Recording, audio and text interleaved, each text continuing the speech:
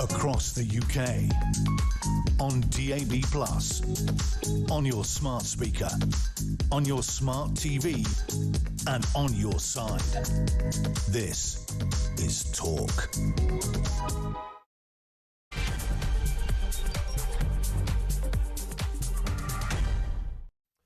It is indeed, yeah, good afternoon, plain common sense thinking. Welcome to Afternoons right here on Talk. Thank you to Julia, back in just over a week.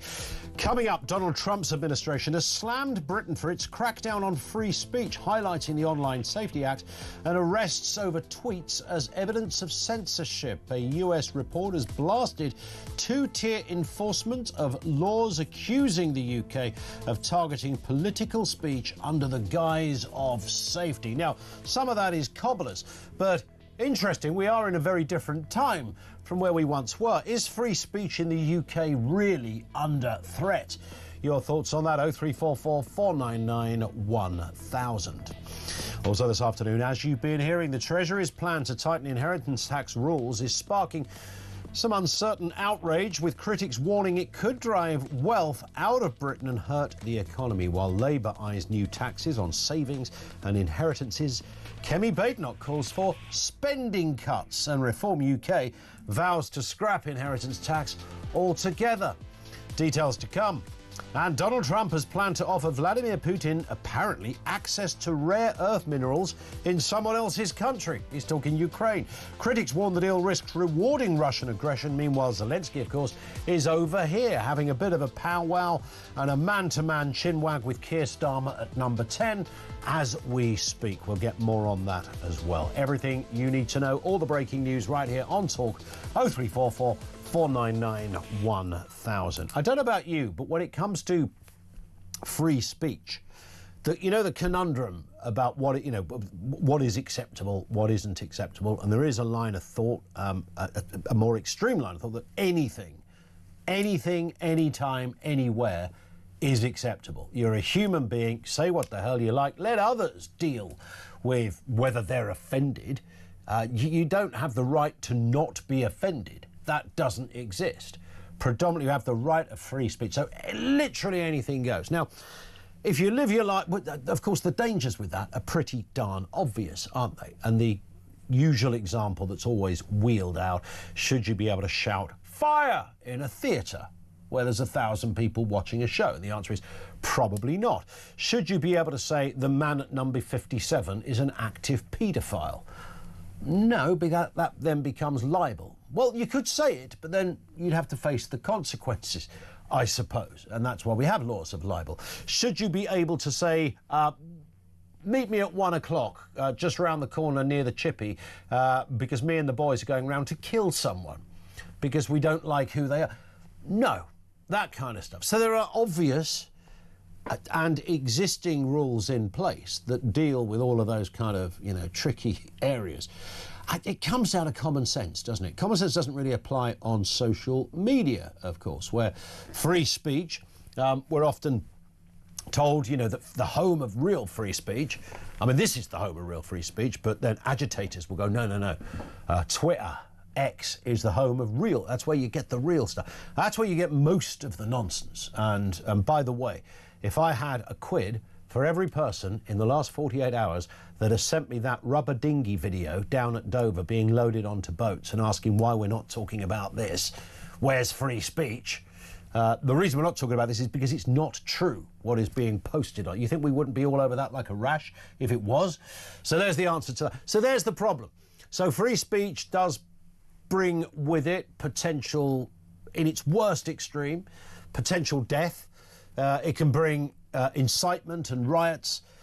It can bring fake news and lies. So there's the kind of danger zones.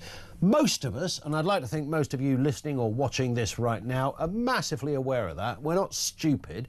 We don't need a government to tell us where the lines are drawn. And if you become a half-wit, you might even go to jail. But it's in those very areas where it gets tricky. And I mentioned social media because we need to kind of either embrace social media as almost a new and authentic part of society, authentic as in it exists, as distinct from a kind of little guilty pleasure. And if we do that, then it's got to come under sort of similar rules. Similar rules as journalism in what you'd call the mainstream media. And as it stands, you or I are subject to exactly the same rules and regulations as the editor of The Times or The Sun or any other national newspaper. But how many people know the rules on that? Seriously, how many people really know the rules? Yeah, you get people on social media who will glibly libel someone badly. And once in a while, you might send them a little message going, mate, you might want to take that down, fella. Could lose your house. And the double down begins. Nope, I'm standing by it. Yeah, but it's not true. Don't stand by it. My free speech. No, that's not free speech. That's just making stuff up and libeling someone. So there's all of these kind of areas. What's interesting about this, and because this newish area of social media, that's where the problems really exist. We've often done debates about freedom of speech and where do you draw the line, and is it okay to say anything? What are the limitations? Blah blah. But it's social media that's kind of become the game changer, where no one really knows what to do. From the old bill to judges to potential employers and individuals. No one really knows what is kind of okay, not okay. I didn't really say, it's not like I said it in the high street, I just said it on Twitter. Well, that's now the high street. That is now the bugle of the Rose and Crown. It's the equivalent of, but writ large, in illuminated neon lights. Donald Trump's administration has attacked Britain for what they call serious restrictions on free speech. It said the human rights situation worsened in the UK during 2024. This is a US State Department report that says attempts to chill speech online in the wake of last summer's Southport riots, or Southport attack initially, as well as the recent Online Safety Act that polices content on the internet. I'm hoping they address that. That isn't the intention, but that has been the upshot. The report said significant human rights issues, including credible reports of serious restrictions of freedom of expression, including enforcement of or threat of criminal or civil laws in order to limit expressions, and crimes, violence or threats of violence motivated by anti-Semitism. One section also highlights arrests made in the wake of the Southport murders. We know the case of Lucy Connolly, of course, a professional half-wit that wouldn't know up from down, night from day, it seems, certainly when she wrote that, but she shouldn't be in jail, for goodness sake. The report called the two-tier enforcement of these laws following Southport attacks especially grievous example of government censorship. It added, and this is a US State Department report, it said censorship of ordinary Britons was increasingly routine, often targeted at political speech. Now, the real examples to me of this are not the kind of Lucy Connolly's, as troubling as that is, that you go to jail for that length of time for a very offensive, stupid, insightful, she admitted to all of that, stick a tag round her, find her $5,000, and I don't know, we've all learnt a lesson. That's how that one should have ended up. Where to me it becomes difficult if somebody is being reported for the case of the parent, a man I sort of know a little bit, who wrote something on a WhatsApp group about a school governor or a school governor board, that kind of stuff, and that ended up with a knock at the door from the police. Now, the police obviously thought that they were dealing with some kind of harassment. Wasn't specifically about free speech, but it sort of amounts to that, doesn't it? How many of those have we seen? A knock on the door. We want to give you a leaflet because you might be attending a protest. We want to come and knock at your door because you took the mickey out of a certain flag. They are genuine issues around free speech. The State Department is not entirely wrong about that. 0344 499 1000. So as you sit and look at it now, and by the way, I'm not here to defend Keir Starmer by any means, because this stuff is happening still on his watch. But this way predates Keir Starmer. Don't be pointing to Keir Starmer. You want to be pointing to all sorts of other characters before he came on the scene. Everybody's one-time hero, Boris Johnson, stands in the dock on this one. He was Prime Minister when all of these knocks on the doors for things you posted on social media were happening. So Johnson's in the dock. Rishi Sunak, Liz Truss wasn't there long enough, in fairness, to really be accused of facilitating any of this. But all of that, the non-crime hate incidents, happened under the Tories. And some of the worst examples that we still quote, I've just quoted some, it all happened under the Tories. We know about people going to jail for things they wrote on social media or did during the riots. That also happened under the Tories. But where is the line, and is free speech in the UK really under threat, or are we going through a recalibration? I suppose that's the way maybe to look at it. 0344 499 1000. Let's get a word on this from Oscar Redrop, former number 10 advisor to the aforementioned Boris Johnson. Oscar, good afternoon to you. Good afternoon. I hope I'm not in the dock, am I in? Well, I'm just looking at my notes of who I'm going to send to the authorities.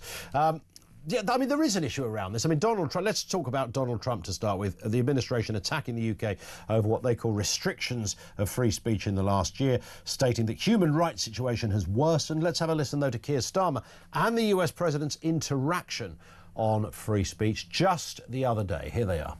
Well, free speech is very important. I don't know if you're referring to any place in particular. Perhaps they are, but we've had free speech for a very, very long time here, so we're very proud of that. It's so David Brent that I don't know, I don't know where to start, Oscar. But there's definitely a question over this, and I don't know. It's the kindest interpretation is that nobody has quite worked out what this new world is we're living in. Yeah, that was incredibly cringeworthy, that video, isn't it? Very, very insecure the way he just jumped in there because of the recent vibe that is out there that things have got slightly worse under Keir Starmer and the Labour government. I think in your opening, you hit across some really, really major issues that have changed in recent years. And I think there's a little intersection that's happening at the moment that we're absolutely at the forefront of, which is that some of the biggest issues that have really seeped in within our society in the UK actually require or have agitated people so much, rightly so, that actually we're not dealing with, we're not dealing with, should we tear down statues? Do you remember that whole thing? Like in kind of like 2020, 2021? Yep.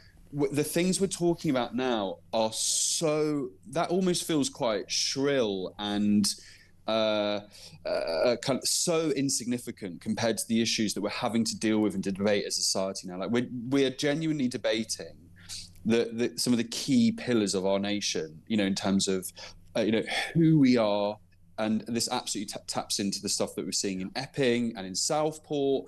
And then what comes with that? These are obviously incredibly loaded, difficult issues. And, in that, when people voice their opinions of things, they're going to naturally cross over into edgy territory. But I think that it's not necessarily about the freedom of speech that is necessarily the issue, and you shouldn't get them confused, although they are related. It's the monitoring that has changed. Yes. There is a feeling now that everything we do and say online is being closely monitored. Yeah. And that rightly, I think, makes people feel incredibly uncomfortable. And that tips into the Online Safety Act.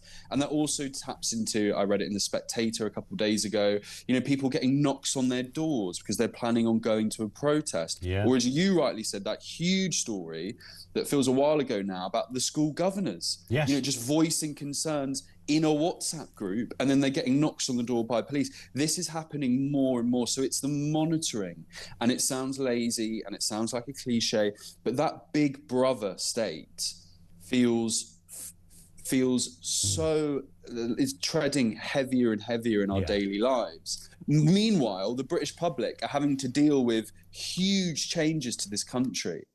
And obviously, because of that and the weight of that and the pressure the British people are under, they're going to vent. They're going to protest. 100%. They're going to voice things that are impacting their life. And the other thing I would say on this, and this is a responsibility of all of us, is you have to take the politics out of it. It's too football teamy sometimes. Yep.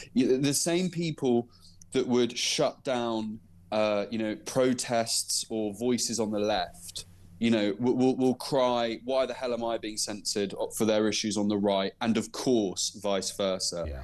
And actually, this is something that affects us all equally, and it should be treated as that. It should be treated as an issue that with that importance and weight. It's interesting, isn't it, that this has come like Keir Starmer is kind of going to go down in history as the man most associated with all of this. And I said at the beginning, in fairness to Starmer, this way predates Keir Starmer.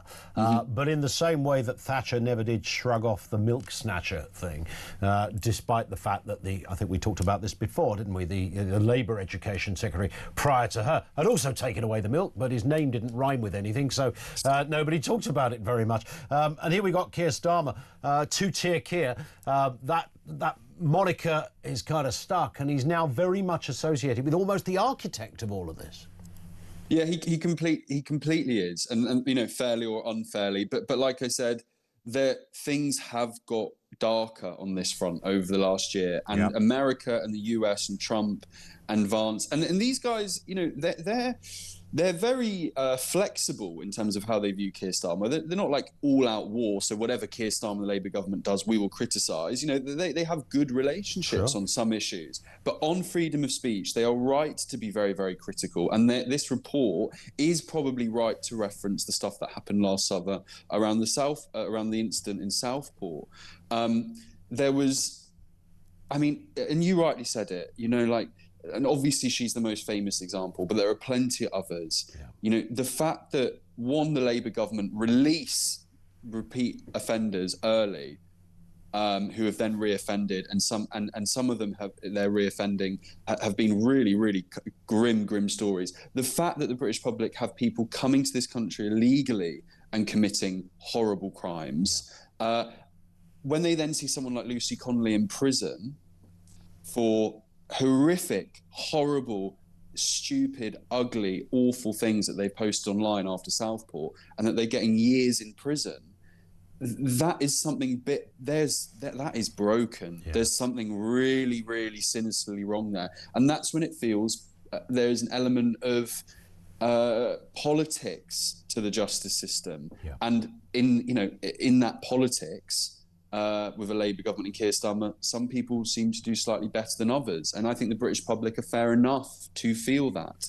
100%. Listen, stay with us, Oscar. We're going to take a short pause.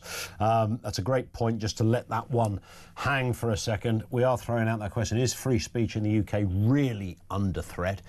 Is it a blip? Are we just going through a bit of a kind of recalibration because we've got this thing called social media and no one's really got it was once just like we used to have chat rooms, didn't we, back in the day? Then social media comes. It's only now we're beginning to see that actually it matters in a different way. News is posted on genuine news is posted on social media, as well as all the other tribe as well. So you can no longer say, well, it's just like a hobby for some people. You know, people earn a livelihood out of this stuff now. It's massive.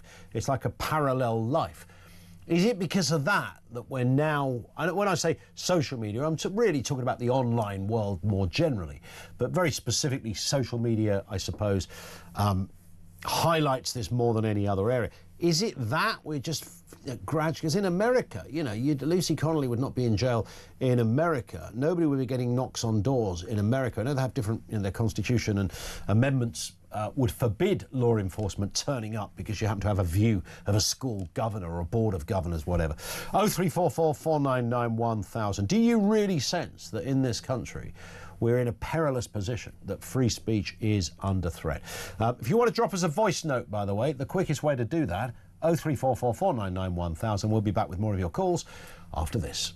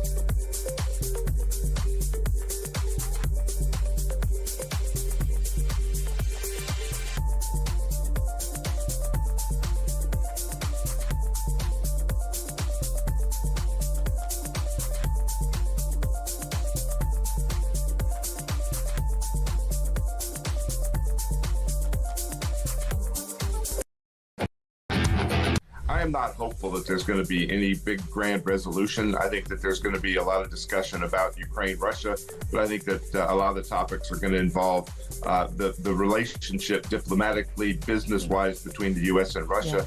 You know, we have had, you were talking earlier about China, we have had the, you know,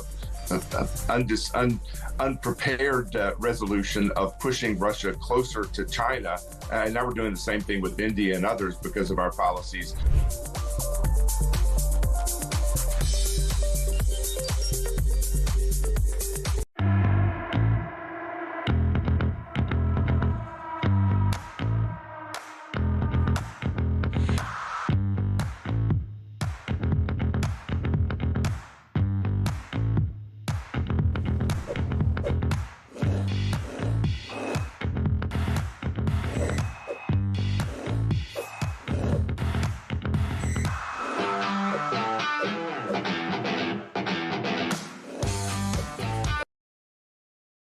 Across the UK, on DAB+, on your smart speaker, on your smart TV, and on your side.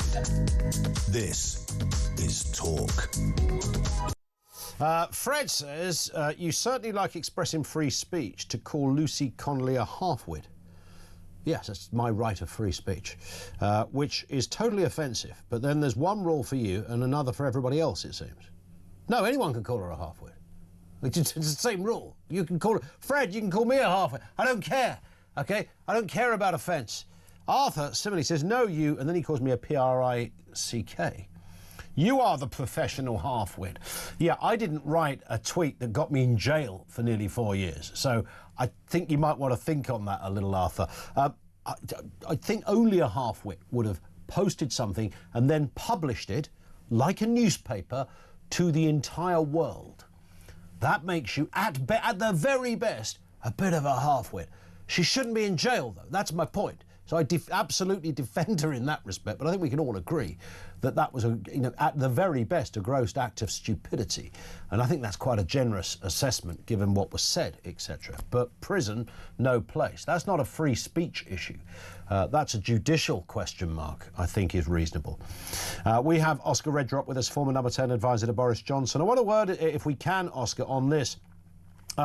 It's being described as a mega dinghy. I mean, we talk every day about boats coming across the channel, but this beast is in another territory. It's entered the UK carrying 107 illegal migrants. This is absolutely massive. Robert Jenrick, of course, we know, was out in France earlier this week, and he also experienced what was going on out there. What are your thoughts on this? Well, yeah, I mean, in many ways, it's quite symbolic of where we're at the moment, because this comes, don't forget, just a week after the government announced an additional 100 million into effectively what is a black hole in terms of funding the crime agency that are supposed to be targeting these crime networks upstream. And then additionally, a week after the one in, one out policy with France. And so, in microcosm, across the space of a week, this is where we're at, guys. The very following week, when the government are trying to act proactive and talk tough, and as they would see it, act tough, we have, even more people coming in all at once. I don't think this will be the last we see of them. Mm-hmm. These like bigger sized dinghies. I always refuse to call them mega dinghies. It just sounds silly. Did you say thingies? I quite like it. I said thingies instead of dinghies. I like thingies. Yeah, coming over here in those thingies. What's wrong? Those big thingies. Sorry, but it is almost comedic at this point. The lack of inaction that we show, and the lack of deterrent, and what that results in. I mean, you look, and Rob, as ever, in fairness to him, Jenrick, who is really campaigning from the front. Although rather embarrassingly, if your listeners didn't catch wind of this, but I think him and Chris Philp, the Home Secretary, crossed paths doing this trip at the same time, which is a bit embarrassing for all concerned. Yes. But he went to northern France, and he saw, these boats are being assisted by French police. Yeah. You know, that's where we're at now. The boats are getting bigger. People are coming over in record speed, in record numbers, with assistance from the French, despite, you know, putting arms around Keir Starmer's shoulder and doing this, you know, these lovely deals with Yvette Cooper and the PM. It is a farce. It is farcical. And it's really interesting to see how the conversations moved and when, because again, in fairness to him, a lot of this started when Farage was, you know, merely a TV presenter, lest we forget. And he went down and I think it was basically a handheld camera. This is maybe 4 or 5 years ago now. Yeah. And was showing us what was happening. And of course, this has always been a big political issue, but it's interesting when you watch Jenrick and Philp and, you know, Mike Tapp, the Labour MP, he loves doing all this kind of stuff. You realise, like, these guys are 4 or 5 years, you know, kind of too late to this in a way. But is it changing? Is it enough to have Robert Jenrick there? You know, obviously, I think he'd quite like the big job in the Tory party, but that's another issue. Is it changing the perception of the Conservatives? Because obviously the Tories have a really tough time making robust arguments on this one, bearing in mind that, you know, the Tories were in power for all that time. So it's difficult. Jenrick can claim, look, I actually left my job as immigration minister because I didn't agree with the policy. So there's something in that for him. But is it enough to change the kind of perception of the Conservatives? Well, probably not. Yeah. in the short to medium term. But to be fair, you have to, and I think the British public are quite good at this. They admire people who work hard. Like, hard work, I think, is underrated in politics. And whatever you think of him, you know, Rob Jenrick is working incredibly hard. Sure. You know, he's taking up the big issues of the day the British people want. And yeah, some people might go, oh, it's a bit PR-y and it's just him, you know, trying to get a bit of profile. But he's putting his money where his mouth is. He's putting, steps on the concrete, and he is exposing one of it is literally insane what is happening. And so you have to give credit to those MPs, whatever party they're from, who are willing to go out there and expose it properly. Because, you know, we were literally seeing French policemen, you know, the French authorities, you know, basically assisting with this, certainly not stopping it. And, you know, that's something that we need to expose and see more and more of. 100%. It is horrific. And that's why it's laughable when the huge part of Labour's strategy is built upon the goodwill with the French. Because the French don't want these people in their country. They're more than happy to let them travel over to the UK. And so if we do not have, and this is something that the Tories and Reform probably need to get a bit more muscular on, although we are still so far away from a general election, frustratingly. But if Labour, you hold the reins here, if there's not evidence at this point that we need an actual deterrent, like a real world deterrent, sure, then you know, we'll see more of these bigger boats come with more and more people in record time. There's no one's hiding this. You know, these people are not coming over at night under the light of a silvery moon. They're saying, no, let's do it in broad daylight and get an even bigger boat. Oh, and the old Bill will help us in France as well. I mean, it's as brazen as it could get, and it's getting worse, it seems. Very briefly on this one, if we can, Oscar, inheritance tax proposals always comes up every few years. This happens to be under Starmer's watch. It looks as if Rachel Reeves is going to go for the inheritance tax jugular somewhere in the next budget. What are your thoughts on this? Well, from a personal perspective, I don't think my mum and dad are going to leave me with anything, so I'm not invested in this. But if you're listening, bit of pressure there. I'll start loosening the chandeliers on my dad's head if he's not careful. That's a joke. Look, I think it's really, really grim, this. As I said, it's not something I will benefit from, but it's really, really grim because ultimately, what is it punishing? It's punishing prudency. It's punishing forward planning. It's punishing family. And it's not, you know, these rich silver spoon, you know, signet ring wearing kind of so-and-sos. A lot of this is pretty normal run-of-the-mill families who've saved, who've looked after, they've made decent investments, not, you know, big, you know, Wolf of Wall Street stuff, but, you know, kind of honourable. And to punish that way of thinking, actually, like if I do the right thing, if I look after my money and I can pass it on to my loved ones, Yeah, I mean, that should be so non-controversial. It should be so non-controversial, and it just shows it shows how desperate the Labour government, the situation they're in with the economy in terms of the headroom that they do not have now. Oscar, we stop there for time. We have many more stories we could have got to, but we will speak again, of course, very soon. Oscar Redrop, former number 2 advisor to Boris Johnson when he was Prime Minister. Your thoughts on all of that? 0344 499 1000. That's where you can leave a voice note as well, particularly on that question, is free speech in the UK really under threat? Do you sense it's under threat?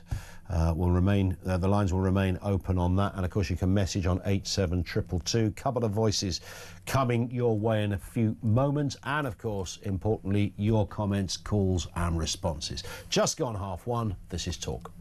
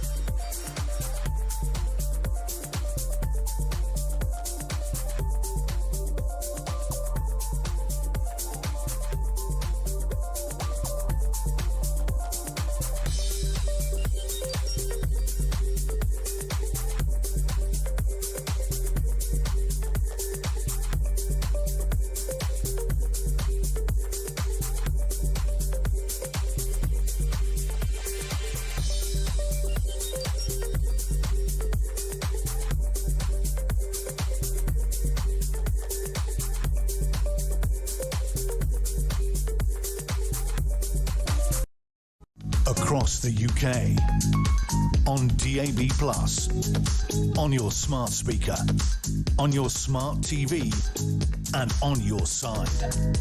This is Talk. 0344 499 1000. Mark says there is no free speech. They need to call it something different. I agree, you can't go around saying anything, such as verbal attacks, but you're not allowed to say or write things that are not abuse. For example, mainstream media will take comments down for saying facts such as illegal migrant hotels and the price that's paid. You cannot give opinions even when they do not harm in case it offends someone. There are some parts of, you're absolutely right. If you leave your comments open on a newspaper page or a YouTube page, for example, then the likelihood is you'll be closed down in about 10 minutes because people will write stuff on there that's either inflammatory, insightful, or sometimes libelous, whatever, profanity, you name it. So newspapers in particular are just very diligent because they can't afford the ruckus. So I think we don't want it to go into a debate on this. And that's the issue. You know, the comments, newspaper comments are interesting. It don't happen with every newspaper, but the ones that do it, the Daily Mail do it, the Times, Telegraph, etc. It's meant to be a comment on the story, but what then happens, it takes about 2 posts for someone to treat it like social media.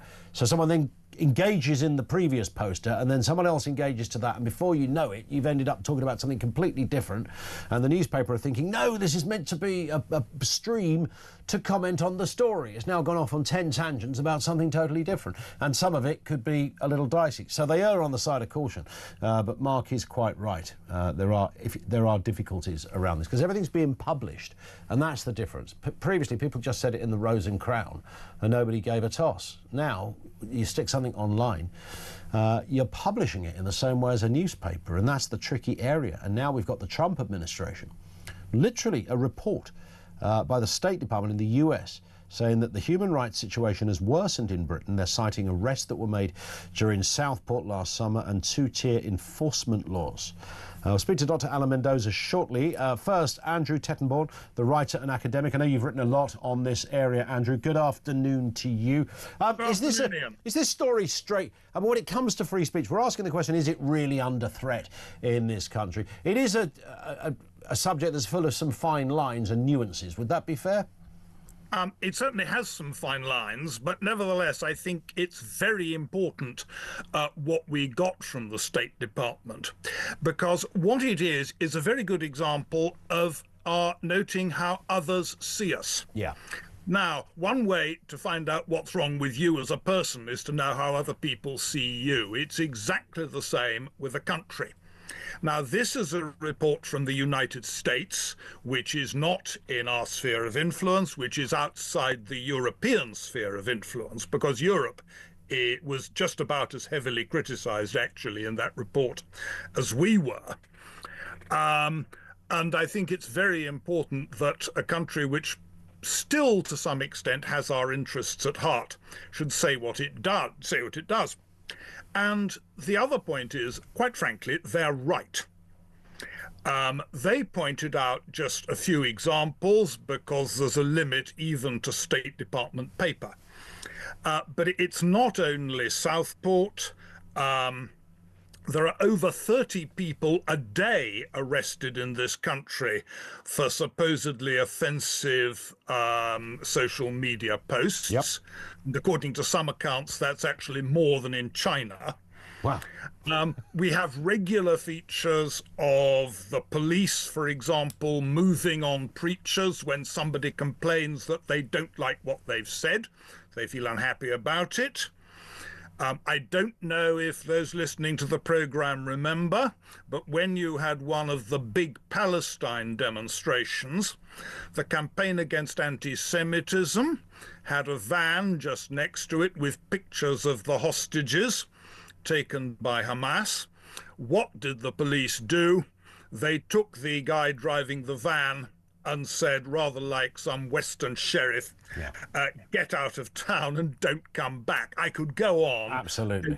Because I'll bore all the listeners. Where's this coming from, do you think, Andrew? Because is it the theory that many people have, and I do say this again, there's very little I would defend Keir Starmer on, but a lot of this stuff, certainly non-crime hate incidents and the like, predates this government, even predates the one before. I mean, this has been with us for a long time. People going to court for lengthy times. I know that's a slightly different issue. Happened in 2011 during the London riots, etc.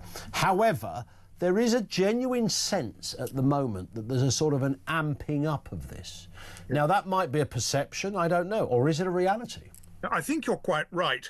I think the really worrying thing is that this country, which once had a very strong sense of free speech and would be almost to a man and woman up in arms if the police chose to tell someone what they were allowed to say and what they weren't, more and more people in this country, and in particular more and more of the great and the good who run it, don't really care that much about free speech. They regard free speech as a bit of a nuisance, something we have to get round because it's something to do with human rights. They don't regard it as something that has to be promoted. And that actually is why it's so important that we're told what other people think. You probably know about what they say about boiling frogs. Yeah. If you put a frog into cold water and gently raise the temperature, the frog will eventually die without realizing what's happened to it. And I'm afraid there's an element of frog boiling by the great and the good in this country as regards free speech. And you can see it most recently, of course, in the Online Safety Act, but there are plenty of other examples as well. Yeah, and is that, I mean, the Online Safety Act, governments would say, and again, this was a Conservative initiative to begin with, they would say, it was never, at the moment, it's asking people to ID themselves just by looking at a news story, for goodness sake. That feels a little bit like the state are stopping you from reading stuff. Would they argue, do you sense, Andrew, that, it's an unfortunate manifestation of the programme that's in place? Maybe we can iron that out in the future, but at the moment this is ultimately to protect kids seeing bad stuff, but others have been caught up in it. Ian, I wish you were right. There was a very good piece in this morning's Times, actually, which pointed out that when the writer of it had got information about the discussions with the civil servants on the Online Safety Act, And at least one of them let the cat out of the bag and said, well, actually, this isn't really about protecting children. Yeah. This is about limiting the influence of the big platforms, which have a great influence over what the British public think, because the government are terrified that somebody might have the right to influence the British public without somehow being regulated and told what to do. That's a good point. That's a great point. Listen, Andrew, on that point, we finished, but you've been fabulous as ever. Thank you. Andrew Tettenborn, the writer and academic on that curious issue of, the online safety thing. I can imagine the government, even if it wasn't the intention, I can imagine them enjoying the upshot, going, well, it takes the heat off us a little bit, potentially. Or does it? Let's speak with Dr. Alan Mendoza, Executive Director of the Henry Jackson Society. Always good to gauge your views on these things. Alan, good afternoon. I mean, that question we began with, is free speech really under threat in the UK? What do you say? Well, I think it is. I mean, I think we've seen evidence that it is. We've seen the crackdown on what people say. We have seen the chilling effect that certain statements from the government have on people. We see things like potential Islamophobia definition coming down the line. I think all these are greatly concerning to a country which always has had a wonderful tradition of free speech, and of course what that stands for. So yes, I think we are all rather worried. Is it because we were trying to explore this a little earlier? The whole internet thing. The social media. Social media was, when it sort of began, it was sort of like an extension of those chat rooms. It was just people larking around and, you can have some fun with this, and whether they were posting cat videos on Facebook or whether they were having a bit of a row on Twitter, etc. Now it's become almost a parallel universe. So its status has grown, it's entrenched in the public conversation, it's cited in Parliament, it's quoted in newspapers, it forms debates on radio shows. It's a big old beast. Is it that? Is everyone just trying to work out how to manage this new world? Yeah, I think you've kind of highlighted a big part of it, because there are now opportunities, so many more opportunities of free speech, as it were, given to what was happening, say, 20 years ago, where if you wanted free speech, you go to Speaker's Corner, maybe you'd go to a room upstairs in a pub and expound your views, but not much came of it. But now everyone's got the ability to stand on a soapbox every minute of every day, and so there is, of course, this idea: well, how do we deal with that, and how do we resolve it? But there are ways to resolve it, aren't there? There are ways to look at this. And obviously, when you have illegal speech, actually, things that incite violence or are racist, that's one thing. Yeah. But everything else, I mean, we ought to be far more sensible about allowing people the leniency to say what's on their mind, as long as it doesn't cross into those areas. Would you remember I was just going to, sorry to talk across you, Alan, but I was just about to say the story of the former police officer whose home was raided a month or so ago by the force he used to work for, ironically. Now, that's because somebody misread, by the way, what he said online. Not that it would have warranted that response, even if he had said it online, frankly. The bit on that I think nobody can work out, that just that one particular example, which I found almost haunting, laid in bed thinking about this. Not only, had a copper knocked on his door and said, mate, somebody complained about a tweet, and, any idea what it really meant?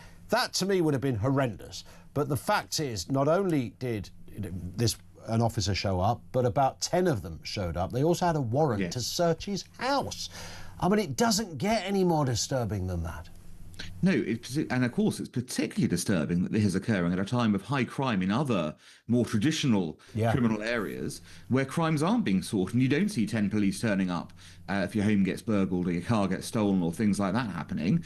And instead it seems that there's been a deliberate move towards what might be called easier crimes to police, these sorts of things where people can sit in rooms and monitor what you're saying, as opposed to actually getting on the pavements and sorting out the real crime epidemic in this country. That's a concern as well, that it's sort of masking the real criminal element in the UK today. And where we go from here is going to be very seismic, I think, for us as a society. Is this down to Keir Starmer? Oh, he's helping. Yes. I mean, he is the person who is driving this up the agenda, isn't he? I mean, it's fascinating. If you look back at the Southport cases now, the government should be really embarrassed about its perspective there. Firstly, it refused to reveal details of the criminal concerned, allowing a vacuum for disinformation to happen. And of course, that's now been changed. They're now saying finally a year later, oh, actually, it might be quite important to reveal some background information to stop this sort of thing. And then, of course, they deliberately cracked down on anyone who wanted to talk about it. Now, okay, in some cases, it's true, people, cross the line. They cross the line into illegal activity. But most people talking about it were not. Most people were trying to find out information about it. And the government itself had contributed to the problem. And the government's repeated focus on the idea that offending someone, it falls into the realm where they could be investigated, takes you into very dangerous territory. And Ian, you'll know with this Islamophobia definition, this could be the crowning achievement of this government when it comes to killing free speech. And my sense, when we take people like Angela Rayner and Starmer, it's in their DNA to quite like all of this, isn't it? I mean, politically, this is right up their street. They love the idea of defining Islamophobia, which is a completely invented term, as we all know. It's an anti-intellectual phrase that just gets thrown out there as a sort of a catch-all way of averting criticism of a religion or a faith, etc. But they like all of this, and they sense that most of the agitators on social media are right-wingers, and, the Southport lot were all mad right-wingers, so therefore it sort of suits them. But it's interesting you say that, because, of course, as the US has pointed out, a lot of the agitation online is actually left-wing. Hard left-wing in approach. 100%. And it's the two-tier aspect of this that worries people as well. It's that if you say one thing, say, about migrant crime, you can be arrested. But if you call for the death of Jews in the UK, nothing happens to you. So the reality is that there is this terrible perception, which is somewhat, I think, grounded in reality, because we've seen what's been happening when it comes to speech on issues to do with Israel and Jews, compared to issues of free speech around migrants and immigration.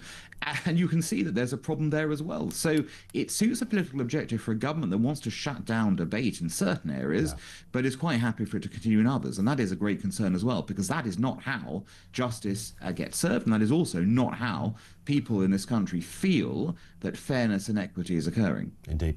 Alan, great to have you on. As ever, thank you. Dr. Alan Mendoza with us on the programme. He is, of course, Executive Director of the Henry Jackson Society. Makes some fabulous points, as did Andrew Tettenborn, our previous guest. Over to you on this, 0344 499 1000. That is where you will find us. You can drop a voice note in there as well. Same number, or message 87222. We'll go to the calls next.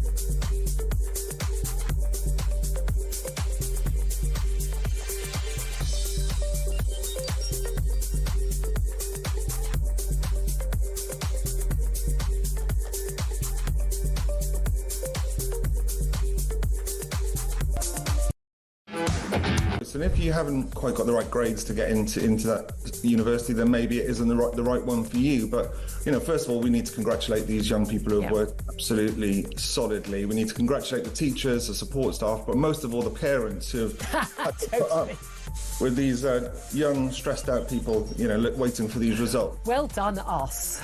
Absolutely, well done, us. And I don't think it was that long ago, Julia, that we would have been receiving our results. So, we can kind of think back to that kind of moment of joy. Quite a way back for me.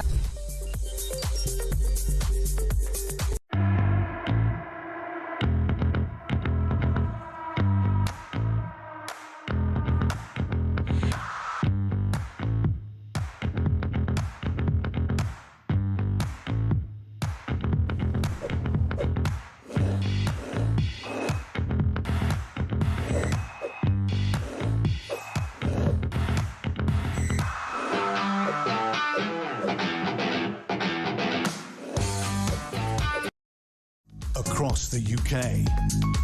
On DAB+, on your smart speaker, on your smart TV, and on your side. This is Talk.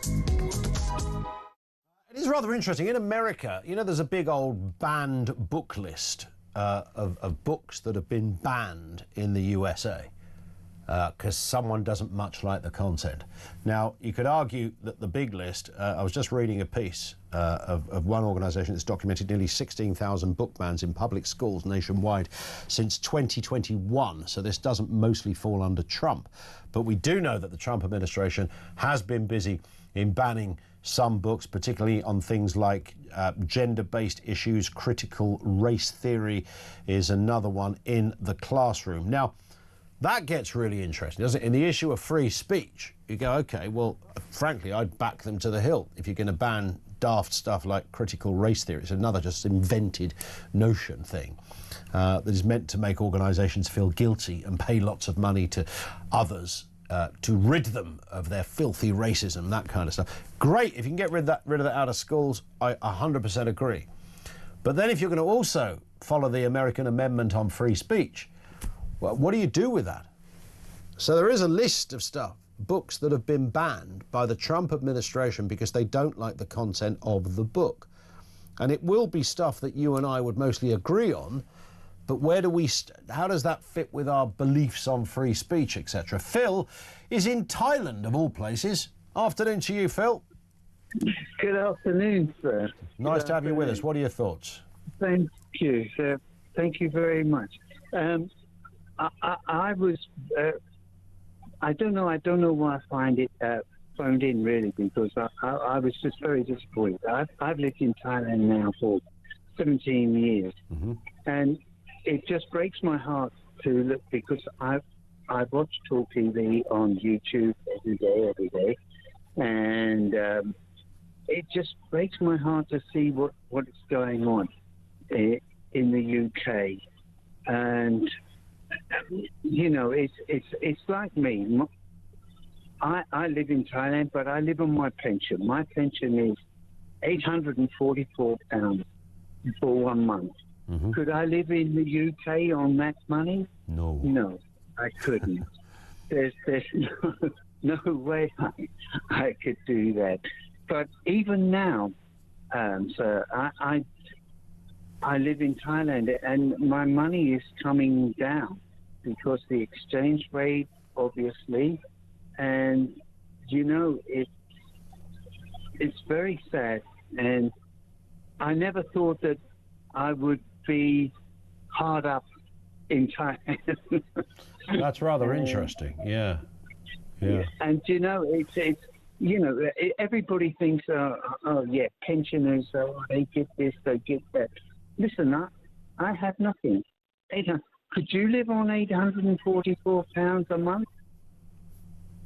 Well, you probably couldn't.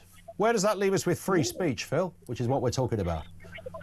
I'm sorry. I'm so sorry. That's all right. I didn't realise we were talking about that. Oh, I spoke to the man before. All right. Okay. Free speech. Well, yeah. I don't know. All right, well, thank you. And if you don't know, that's probably not much help in this particular phone-in, but it will give us Caller of the Week, Phil. I loved your story, though, of the pension and how far that will run and how it's going down in a place like Thailand. Let's get a voice note from Mark. Hi there, just a quick one about this free speech. I think they need to change the name of it. It's not free speech. Free speech would imply that you're allowed to say what you want, and that's certainly not the case. That's not the case. This comes from David in the Cotswolds, said, if you have to ask the question, is free speech under threat, then free speech is definitely under attack. But your question should be, is this threat biased towards the right or the left, or against both sides? It seems biased towards the right, says David. That's a really good point. I was reading something, I should have saved that darn article. I do this all the time, you know, you read stuff and think. It was about left-wing authors, that was it, getting cancelled. It was a piece written by a guy who was once upon a time a bit of a lefty, I think, and then realised that when it came to, I mean, just basic issues of censorship and what's allowed and what's not allowed. There it is, a guy called Adam Zettler, a young author going to war on cancel culture as publishing faces a new form of censorship. And he was talking about he gave one example of an author that cancelled himself. Because people go, you can't write that. And somebody said, oh, your book might be a bit racist, or a book might be a bit something elseist. And authors that are being told, there was one gay author who was told to gay up his book. And he said, well, I don't want to gay up, though. It's not about, there's nothing about the book. There's nothing in the book that's about being gay. And they were like, yeah, but you're a gay author, so you need to somehow make that, it's like there's some sort of mad diversity frenzy. So authors getting cancelled over stuff like that. It's extraordinary. And the point that he came to was this sort of censorious world is actually coming from the left. It used to be back in the day, years ago, when you would have almost the church, particularly in America. This is really talking about the sort of the American sense, where you'd have church leaders and religion wanting to ban stuff. That's kind of how it felt to him, that they were those saying, no, you shouldn't be able to say that. That's blasphemy. It's this, it's that, it's the other. What he's sensed now is that certain sectors of the left have a very similar tendency. And I only raise that because David raised that point as well. And maybe it depends on where you're kind of sitting as to how you view it. Let's get a voice note on this from Stuart. Yeah, I don't agree, because all she did was putting down what everybody else were thinking. All right, everybody else didn't write it down, but I very nearly did. And at the end of the day, you shouldn't be calling her bloody half-wit anyway, you half-wit. You know what I mean? Everybody should feel like that. Everybody in this country should feel like that. And that includes you police apologist little... Is that it? Yeah, that's Stuart, who is also a professional half-wit. I think you can hear by that. He's talking about free speech and then tells me I shouldn't be able to say that. Stuart, check the... You probably don't know what irony means, but do check it out and check it up, because I think you might find you've just become the new dictionary definition of it. If you post incitement to racism and riot, whatever it happens to be, online, you're a half-wit, whether you're her or anybody else. You just shouldn't go to jail, is my point. Our lines are open. This is Talk.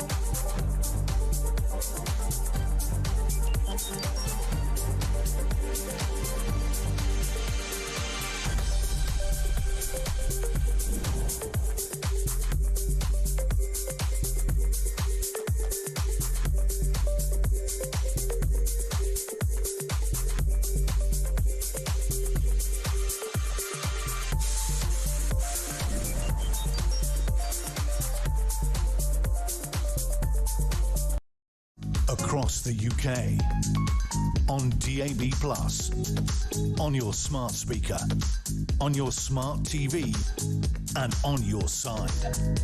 This is Talk.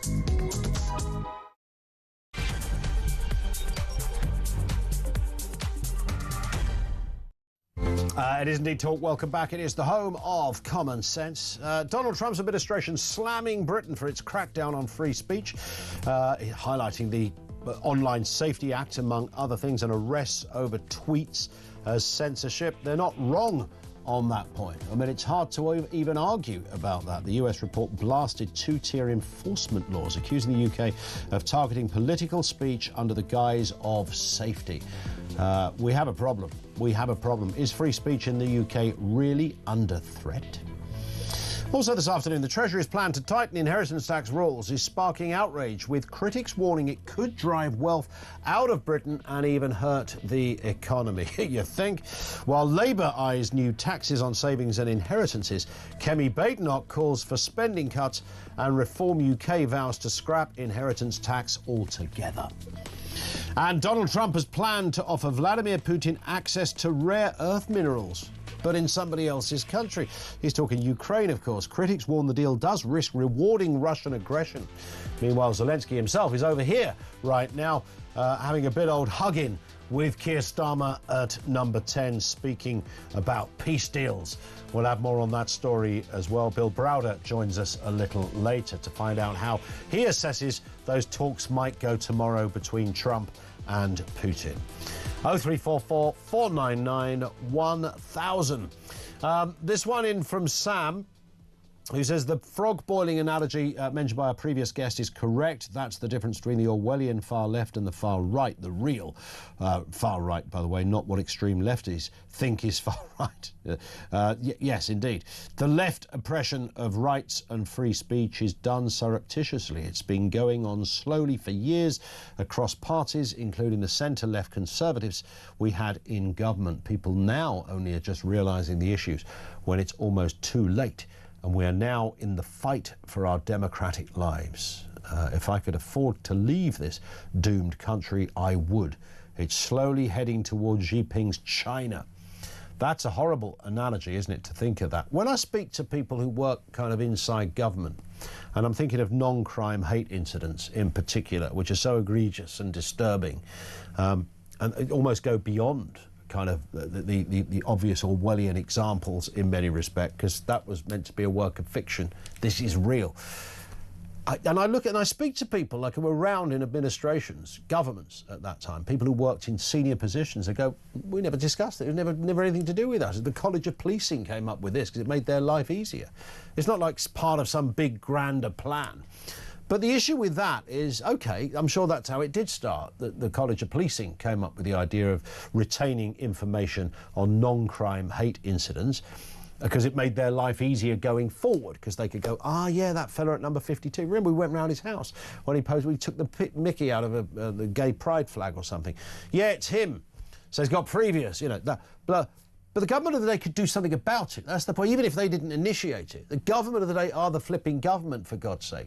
Get real, call up the College of Policing and say, hello, can I speak to PC Halfwit, please? Whoever came up with this idea. Yeah, firstly, number one, stop doing it. And number two, you're fired. That could happen if somebody wanted it to happen. And that's where that last point stands, isn't it? That it does become surreptitious and disturbing. 0344 499 1000. Are we under threat when it comes to free speech? Let's talk about another issue that governments could do something about. In fact, maybe they are, but not necessarily to everybody's liking. The UK will become a dangerous place for the wealthy, according to tax experts. Yes, you know what we're talking about here. This is government potential changes to inheritance tax rules. Parents may no longer be able to make unlimited tax-free gifts to their kids at a time when many are already concerned that wealthy people are being discouraged from living in Britain. I mean, the inheritance tax thing. If I hear one more daft lefty go, but it's not your money.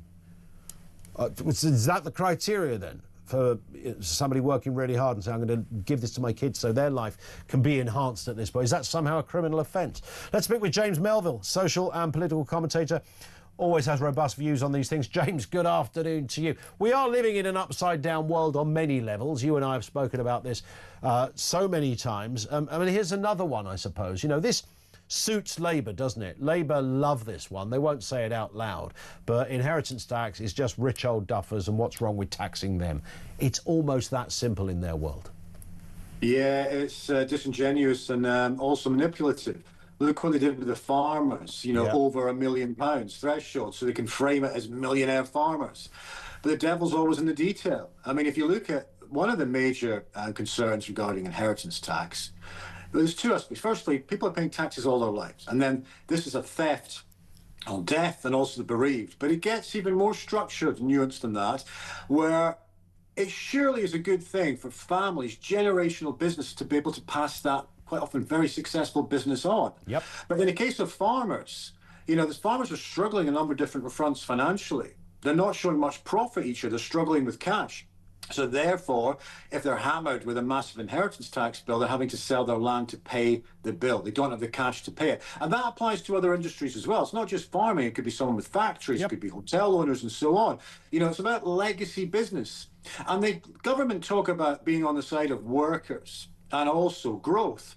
Yet to hammer family businesses with inheritance tax is a diametric opposite of that. And it also has a knock-on effect with supply chains. You know, I think it was last week, there was a couple of reports saying that over 6,000 farming-related businesses have stopped functioning over the last year. And a lot of that is linked to inheritance tax, where businesses just think, we cannot survive this, we cannot sell the assets, or they're just getting in front of it and selling up. That has a knock-on effect, not just to their business and their family, but also auxiliary businesses connected to their business and supply chains. The rural community, for instance, with inheritance tax, the farm sells, then there's a lot of other businesses connected to that will not get the same revenue stream. So it's not just a manipulative framing of millionaires, landed gentry and so on. It's much more nuanced than that. Yeah, 100%. You'd like to think that, you know, I know we often have a kind of perhaps not a flattering view of the civil service, but you'd like to think, you know, there's clearly obviously some good ones in there. Some of them will be sitting around the desk telling Angela Rayner, Rachel Reeves and these people everything you've just said, because this is just like, you'd like to think something that a 15-year-old could get their head around. And there must be some figures up there in Civil Service HQ who are saying to the government, yeah, but there is the law of unintended consequences. Or are they the laws of intended consequences? They must know all of this, James.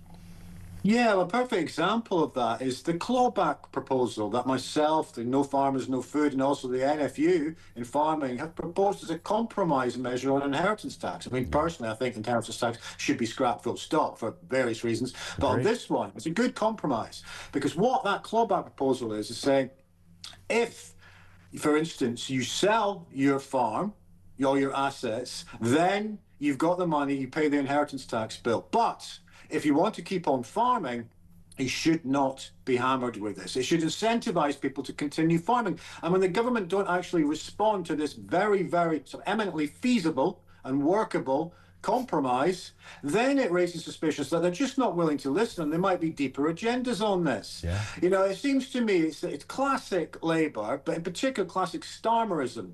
It's almost like the hypocritical politics of envy and punishment against anyone who has a gumption to, you know, grow their business, provide supply jobs, and do it on their own terms. And instead, what we've got is a government who seem to enjoy their own self-entitlements by taking our tax money and spending it in the wrong way, or in lavish parties. But they're punishing the very thing they claim that they would be supporting, and that is growth and enterprise. And inheritance tax, for so many different reasons, it's not just about punishing rich people. It's way more complicated than that. And Labour seem to be doing this with intent. Yeah. And again, we keep coming back to things previous governments did. And sometimes there's for about half an hour, there's a relevance to that. But actually, and I know that other chancellors have looked into, how do we raise extra money? They're always looking for different new and imaginative ways. But my worry on this one, James, is obviously they've stuffed themselves into a corner because they can't raise tax. Good, I'm glad they can't raise tax. They could cut some spending, by the way, and a lot of the waste. That might be a good start, but that doesn't seem to be part of their thinking. But if you're going to go for somewhere, they've only got areas such as this, but simultaneously it does suit their politics, doesn't it? That's the bit that I find irksome about this. Like the farmers. They didn't care about the farmers because farmers, as far as they're concerned, are just rich old, probably Tory voting old duffers, landowning gentry. They've all got millions of pounds. The fact that the average farmer actually earns about 20 grand a year doesn't come into it. They have a sort of a stereotyping that in any other world they would put you in jail for, and yet here they are acting it out with freedom and confidence for all to see. They don't really care. They don't, and then it leads into other things in farming as well. The aspects of, the infrastructure and planning bill, and aspects that are bolted on there about compulsory purchase, the solar panels on land, the need for land to build more houses and so on. But ultimately it comes down to this, just taking a step back. What are we without the basic forms of security? And I would suggest two of those are food security and also energy security. Yeah. And if you look at what the Labour government are doing on both, wrapped around punishing farmers with cutting in terms of, subsidy aspects and also inheritance tax and, the imported food and lack of protection for farmers on one side. And then the other side, Ed Miliband's crazy net zero policy, which is costing the country pretty much north of £30 billion a year, and also decommissioning new licenses in the North Sea for oil and gas. Meanwhile, we're importing oil and gas from the same sea in Norway. These two fundamentals, food and energy, the Labour government are moving the country in the wrong direction. And it's putting not just our security at risk in those areas, it's also affecting our economic security. And going right back to inheritance tax, that is a form of putting our economic security at threat because it's undermining so many good family businesses and also the many, many businesses that rely on that family business for their own supply chains. It's bang on stuff. James, thank you as ever. Great to have you on again. James Melville, social and political commentator, making a cracking point on it. It's just no-brainer territory, this one, the inheritance tax thing. And people say it with, when I hear that it is usually a divide between left and right on this, and maybe understandably. And look, we're a democracy. Not everyone's meant to have the same views. I don't want to kill anyone because they have a different view, but it is my right to judge them sometimes harshly if they do or say something that I consider to be a bit stupid. Sometimes I would argue it's demonstrably stupid.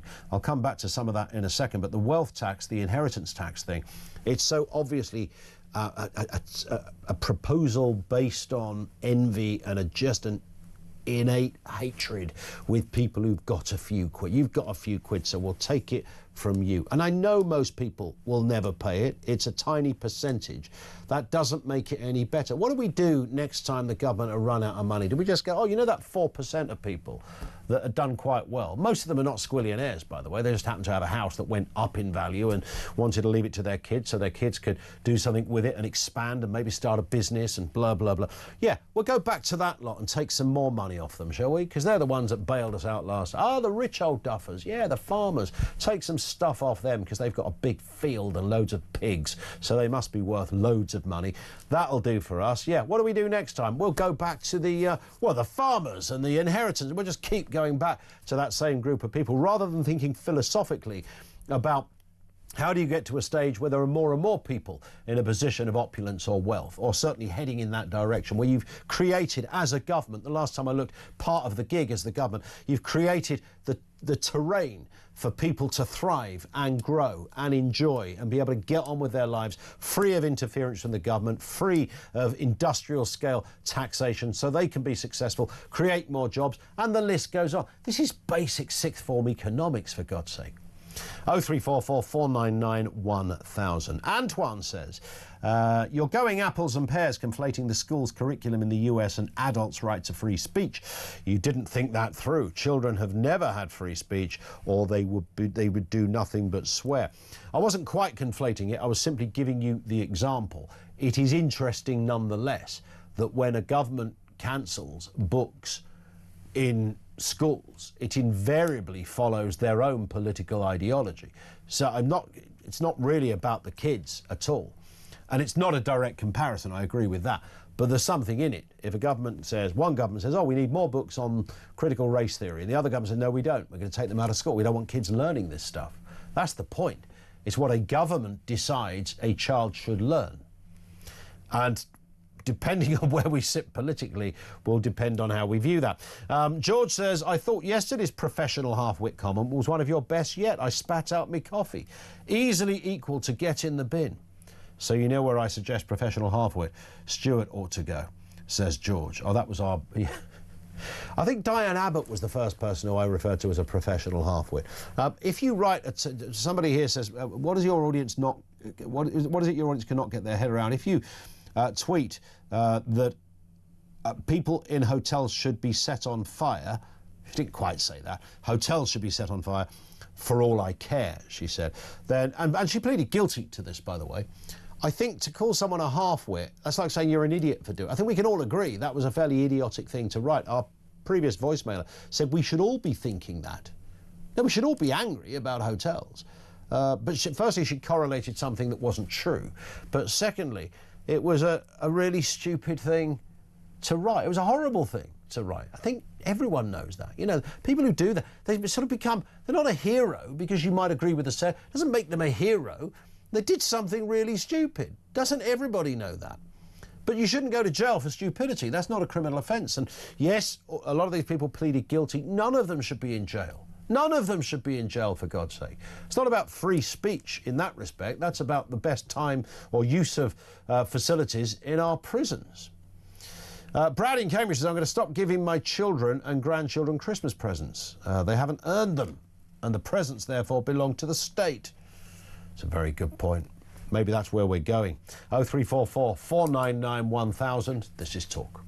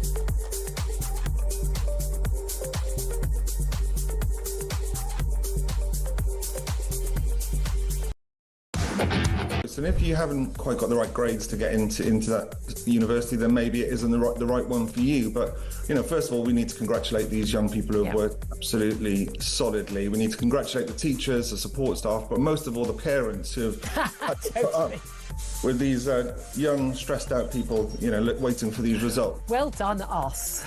Absolutely, well done, us. And I don't think it was that long ago, Julia, that we would have been receiving our results. So, you know, we can kind of think back to that kind of moment of joy. Quite a way back for me.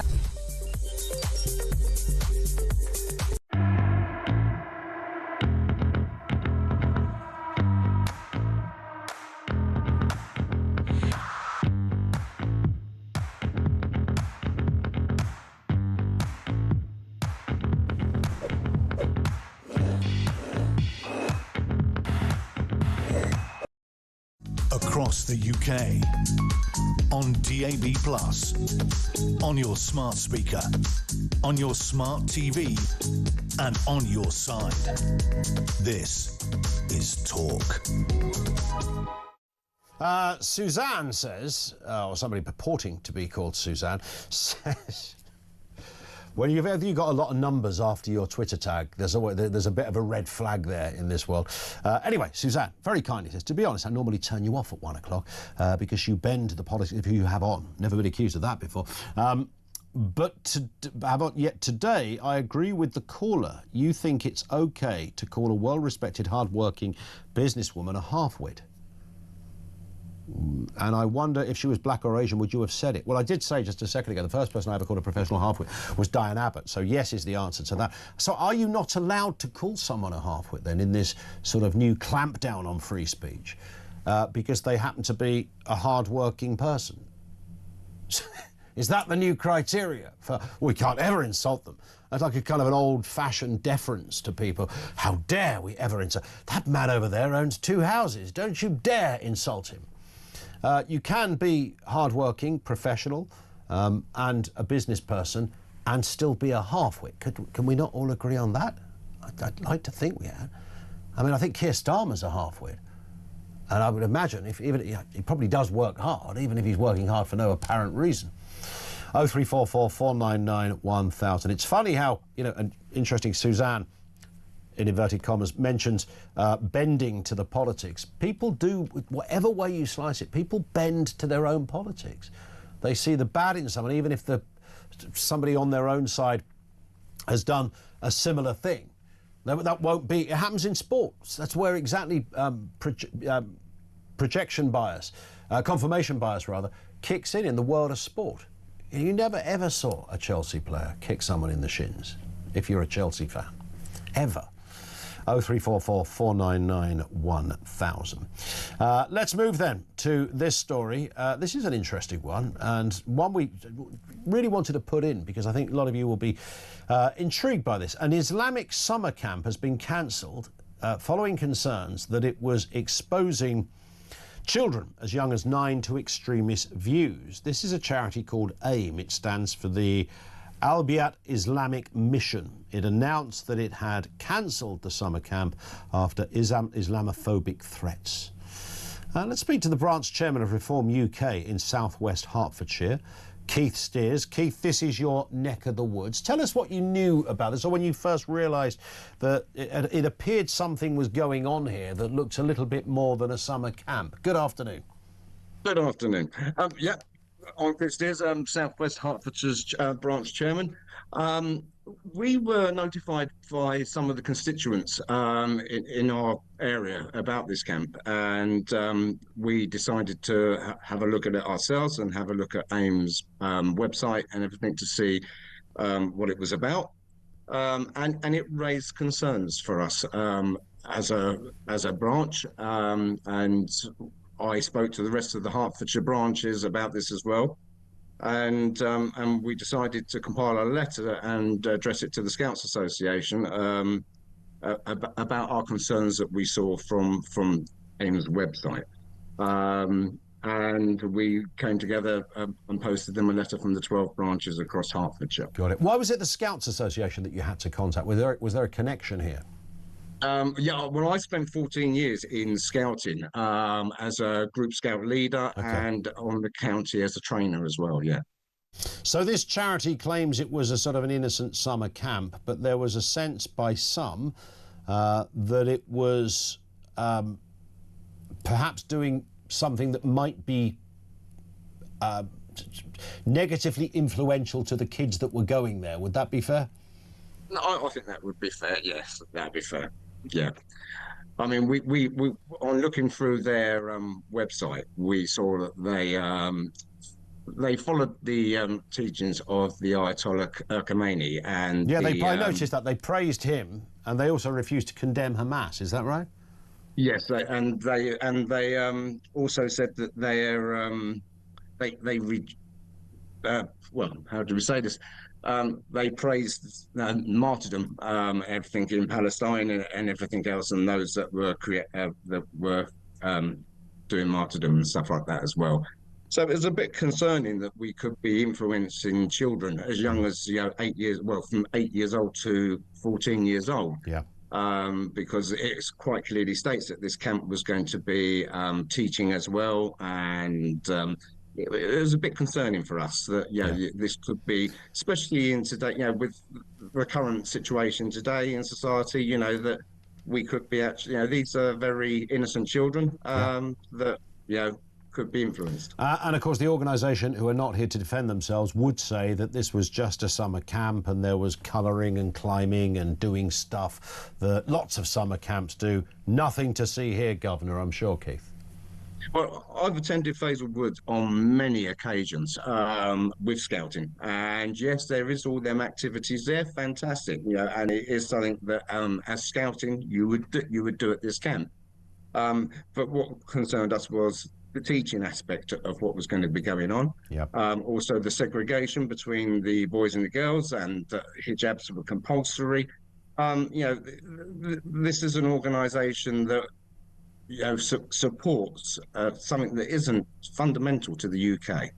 And that was our concern. Keith, listen, thank you for outlining all of that. Keith Steers, the charity, would say, you might disagree with things we support, whether they do or don't, but we've done nothing illegal. And I think that is central to their defence. Nothing illegal. But the summer camp has now been cancelled over those concerns. That was Keith Steers. He's the branch chairman for Reform UK, the South West Hertfordshire. Thank you to him. Back to your calls. Steve in St Albans. Steve, what have you got for us on free speech? Good afternoon. Just was trying to link you were saying about the Islamophobia definition going through now, and obviously the free speech issue. Just think that a later date, once we start the campaigning for the next elections and whatnot, that anybody that's running on an immigration type ticket would then get closed down? Quite possibly. That's the world we're in, right? Pardon? That's the world we are in. Well, but isn't that quite sinister? Correct. It's very sinister.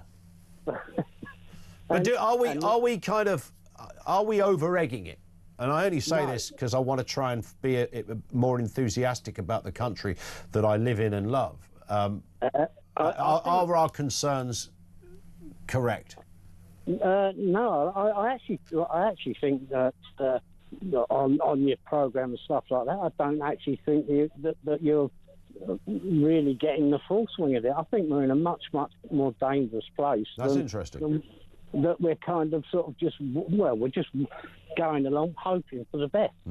Is it, I suppose, the bit that, and I'd like to connect it up if it was all connectable, but, what goes on at a Palestine protest, what happens when a mother tweets something horrific, but it's a tweet, what happens when somebody gets a knock at the door because they wrote something on a WhatsApp group about a school governor. Are all of those things, Steve, connected? They're obviously connected in what we're talking about, but are they connected in the sense that a greater power, i.e. a government, have orchestrated it all? Oh, absolutely. I think Starmer and I don't think there's that many of them in the government. I think himself and maybe one or two are on a different agenda to us. Even with the boats coming across, every day you get millions of people ringing up and saying, we could do this, we could do that. We should all come up with a way of stopping it. Yeah. Well, that's a great example. I know it's different to the free speech thing in one respect, but you're right about governments not listening and doing insane stuff, because the boat thing is such a crime scene on an hour-by-hour basis, and yet every time it's raised, you just know that the likes of Rayner and Keir think that it's just mad right-wingers that think that. Well, of course it's not. It's concerned people. I don't even think that they consider it to be mad right-wingers. I think they've got an agenda which they're going to pursue at all costs. I think you've had people come on there and you point out, obviously, the Chagos thing, the little cabal of lawyers, Tony Blair, I actually think this is some sort of scheme of them that eventually, because they'll bankrupt the country, they'll have to borrow money off the IMF, possibly even the European Central Bank. We're being hot to Europe and end up back in Europe. You could, well, yeah, you see, that could, I know that's a sort of vaguely, it was once a vaguely conspiratorial comment, wasn't it? He wants to, but you know where Keir Starmer's heart is. I mean, the man campaigned for God knows how robust. I've never seen him campaign so fast and hard on anything. They're not leaving the EU. Listen, Steve, I'm going to move on because we've got to take a short pause to get more comments on in a couple of moments' time. 0344 499 1000. Leslie says we have more important things to worry about in this country than free speech. It's an absolute nonsense. We have plenty of free speech if you have the guts to say what you want. The problem is inciting violence on a worldwide platform, which is what the government is trying to stop. If they don't aimed at all races, they will end in a civil war. That's just common sense and a nonsense argument, says Leslie. Well, I understand that if you're writing dicey stuff on social media that does come under the legal category of incitement, or if you want to murder somebody, or meet me at number 47, I'm going to murder Alf because he nicked me parsnips out of the allotment. Yeah, that's genuine incitement. If you can't get to a news story because the government have banned you seeing it, then that's something else. Thank you, Leslie, for that. I get, by the way, the point that Leslie is making in terms of if you say bad stuff, there's sometimes a consequence for it. It doesn't mean there's no free speech. But that doesn't mean to say there's not any argument on this one. 0344 499 1000. Just gone 2:30. This is Talk.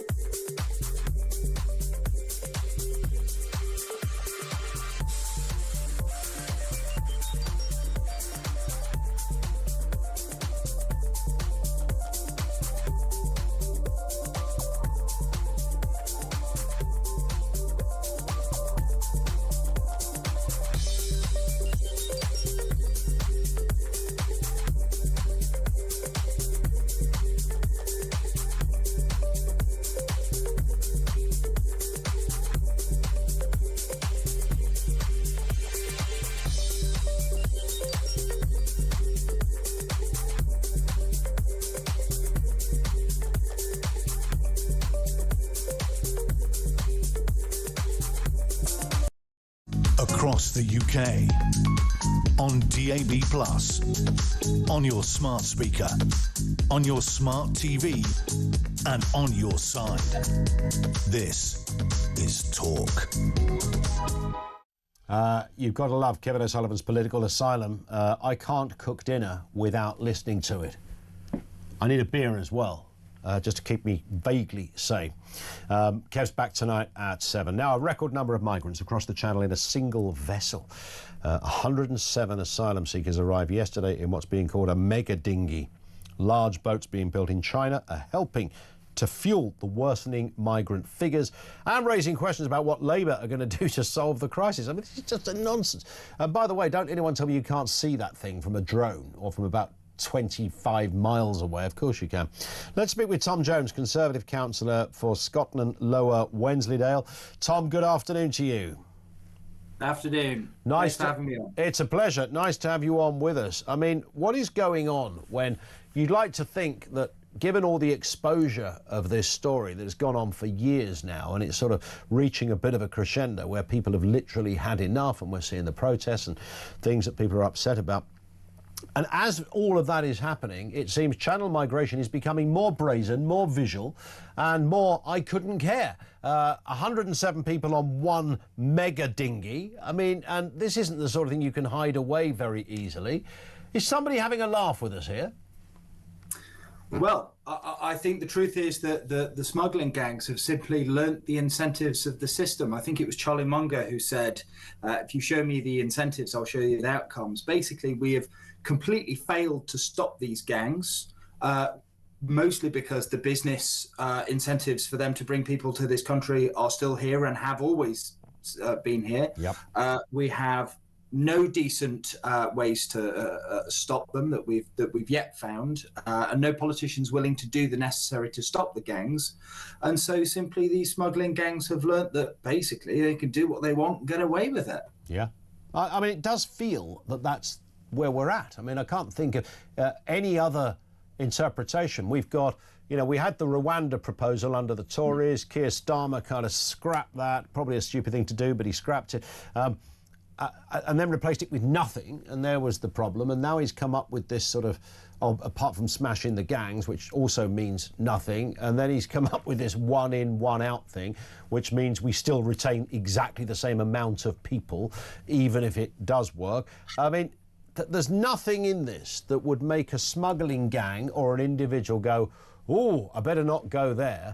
There's more chance they'll be enamoured by the looks of a 4-star hotel that they're seeing on their phone screens than there is Keir Starmer doing a deal with Emmanuel Macron, which is meant to deter them. I mean, there's nothing, no deterrent here whatsoever. No.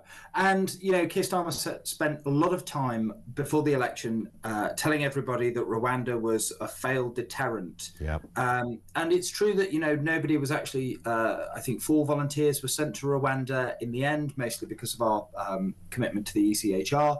But it look an awful lot like a good deterrent right now. You know, a lot of people held back journeys until after the election because there was a presumption that Rwanda was going to be cancelled. And we've had 50,000 migrants crossing since Labour took power. They are crossing at a record rate, not only record rate in terms of absolute numbers, but record rates of people per boat as well. So they're now specifying larger boats, which are built in backstreet factories in China. The cost of a crossing has now quadrupled, I think, to 1,500 quid per person. Wow. And a lot of that is because the migration situation, the migration attitude in other European countries has really tightened up. It's a lot harder to get into places like Germany and France, but it's just as easy as it's always been, if not easier, to get into Britain. Yeah. I mean, this is extraordinary, isn't it? That this would be something that you might see on a kind of badly written political, satirical drama or programme that pops up on a cable station somewhere, because everyone would look at it and go, well, that would never happen. And yet here we are. It's not only happening, it's happening every single day. As you and I speak, the channel is tranquil right now. You just know, literally at this moment in time, 20 to 3 on a Thursday afternoon, there is a boat coming across with hundreds of young men in it. Yeah, absolutely. And part of this is it has to be on us. We have to take some of the responsibility for this. We've given £800 million to France in the last few years to try and get France to close up the loophole around the border. If we were in France's position and people were using Britain as a transit country to get to France, where they had fantastic pull factors for migration, we would say simply let them go. This is not our problem. If France wants the migrants so badly that they are prepared to put them up in 4 or 5-star hotels in central London at the taxpayers' expense, let them. Let them. This is clearly not our problem. So I think the France deals are something of a red herring. Ultimately, this is about the incredibly generous benefits and settlements that we give to migrants who come here, which are huge pull factors and basically have created the smuggling gang industry. Bang on. I mean, it's and the industry has got bigger, obviously, as more individuals who work in that kind of organised crime world have realised there's a lot of money to be made out of this and very few consequences, it seems, because hardly anybody gets caught. And the ones that have been caught, I think, have been caught because some journalism has found them rather than the government or law enforcement. It is worth bringing into this Robert Jenrick, because Robert Jenrick was over there in the last couple of days having a look at what was going on, and, you know, we've seen that he's been very vocal on this. He can, to some degree, say, look, you know, you might say I was part of the problem because I was in the last government, the last Tory government, but I did resign as immigration minister because he felt strongly that things weren't going in the right direction. But he's now accused the French of failing to act after reporting migrants with life jackets about to cross the channel. So he's been there and seen it, knows what's going on. Let's have a listen to what he said to Mike Graham on Talk this morning. I would challenge anyone to say, go to those camps, see some of the men that I saw, and imagine that they are outside your kids' school gates or in the playground, walking the high street. We don't want these people in our country. Guess what? Guess what? I don't know. Guess what? But there it is. What do we make of this, Tom? I mean, Robert there, along with Chris Philp and others, are making this point that this is being not just facilitated by organised crime, but facilitated by the French authorities, it seems. Yeah, well, I come back to the point I made earlier. I mean, to be fair to the French, this is a huge problem that we are causing by the incredibly generous settlement that we are giving to migrants who want to settle in this country. If we are that keen on migration, if we are that keen on putting up migrants in 4-star hotels, of course they're going to come to this country. And of course the French are going to say, well, you know, off you go. If you're that keen on having the migrants in your country, you're quite welcome to them. And I think really that's where the problem has to start. But Robert Jenrick is completely true to say the French are aiding and abetting this. Again, why should they? And this has been a problem that, you know, the jungle in Calais is so big now that there is a second jungle. This has been a problem on France's border for at least a decade. And it's to be fair to the French, it is us. It is our problem that we could very, very, very simply fix. There is a pull factor that is just completely irresistible, and if if you've legged it from Iran or the back streets of Eritrea, I don't blame an individual for going, oh, that looks quite a tasty place to live, and I'll save up some money and I'll pay someone and I'll go there, because it does seem to literally be that easy. It should be laughable if it wasn't so darn serious. Listen, Tom, you've been great. Lovely to have you on with us. We will speak again as well. Tom Jones, Tory councillor for Scotland and Lower Wensleydale, with us on the programme. Your response to that. David in South Wales referenced Channel Crossings, says, I'm still very curious as to why nobody is calling it out for what it really is, an act of treason. They are deliberately destroying the UK from within the open borders, the state of the economy and all the rest of what is happening to bring down the UK, yet nobody in position of power sees it as an act of treason. Well, it is kind of treasonous, isn't it, if you are doing something that is demonstrable. I know there is a specific definition of treason about, trying to dethrone the king or something of that nature, but in the broader terms that David is speaking in there, it is treasonous. 50,000 people just come here. I mean, since when did that not become controversial? Even a mad old lefty, you'd think, could go, yeah, it's a bit much, isn't it? You might think on a good day, you could sit down, have a pint with a Marxist who'd go, yeah, even we weren't banking on 50,000, mate. I don't think anybody was. But it's under Keir Starmer's watch that he set a personal best on immigrants crossing under the leadership of one particular person, and that is him. Let's get a call from Pauline in Oxford. What do you make of all of this, Pauline? Good afternoon to you. Actually, it's Maureen, but don't worry. Oh, Maureen. I apologise, Maureen. I really, Maureen. Oh, Marlene. Okay. I'll answer to anything. It's all right, Maureen. I really think if he doesn't make an example of this one TikTok guy, then he's endorsing it to all those people who have hit that TikTok video. They'll be thinking, yeah, the guy's right. They didn't even do anything. Look, he's there. He's still enjoying it. They haven't even stopped him. So if Starmer only deports one person, it has to be him, because it will then send out at least some sort of deterrent. 100%. And you would also, and just on that point, you might think, and if it was Donald Trump, and I'm not saying everybody's cup of tea, but Donald Trump would have sent law enforcement around to whichever hotel that man is in, specifically, and said, sorry, mate, you've blown it. You're not even going to get a hearing. Absolutely. You're gone. Absolutely. And he'd just be on an aeroplane there and then, right? Exactly. The cameras would be there. There'd be visual, justification that this guy is speaking rubbish, to the world, and he'll be deported. And that will go miles and miles and miles to change this view that, we are very at touch, but, we've got to change it somehow. We've just got to change it. And that one guy, because he's so popular, would have been the way to do it. You would think so, and everybody, and you know, hopefully his own, you know, in a kind of almost Black Mirror moment, his own TikTok following would actually act against his cause, because that same million people that saw the opulence will now see the downside. It's almost biblical, isn't it? That's how it ended for the show-off, sitting there in the hotel with his Rolex or whatever the hell it was. Marlene, brilliant. I'm glad we got your name right in the end. Marlene in Oxford, thank you very much indeed. Peter in Norfolk says 1 in, 1 out is correct. For every immigrant coming into the UK, there will be 1 immigrant coming out of France. Yeah. Good afternoon, Ian, says Luke. Can you please stop all this divisive talk about half-wits and scumbags? I didn't say scumbags.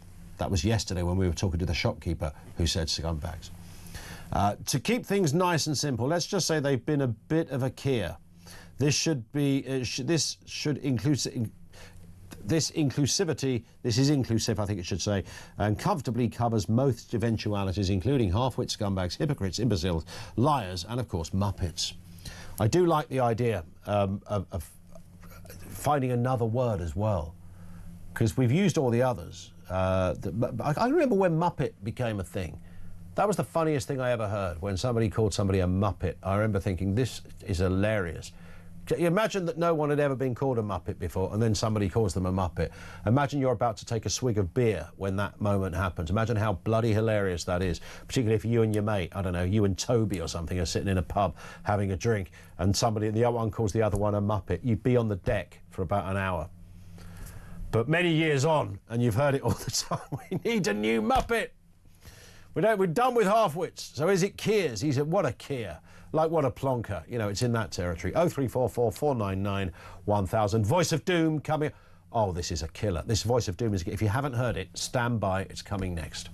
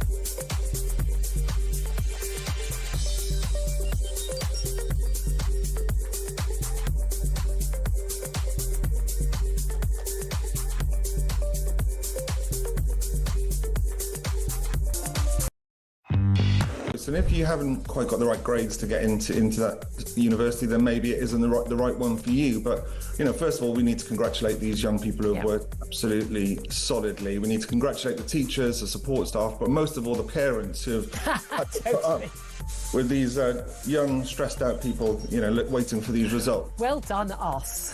Absolutely, well done, us. And I don't think it was that long ago, Julia, that we would have been receiving our results. So, you know, we can kind of think back to that kind of moment of joy. Quite a way back for me.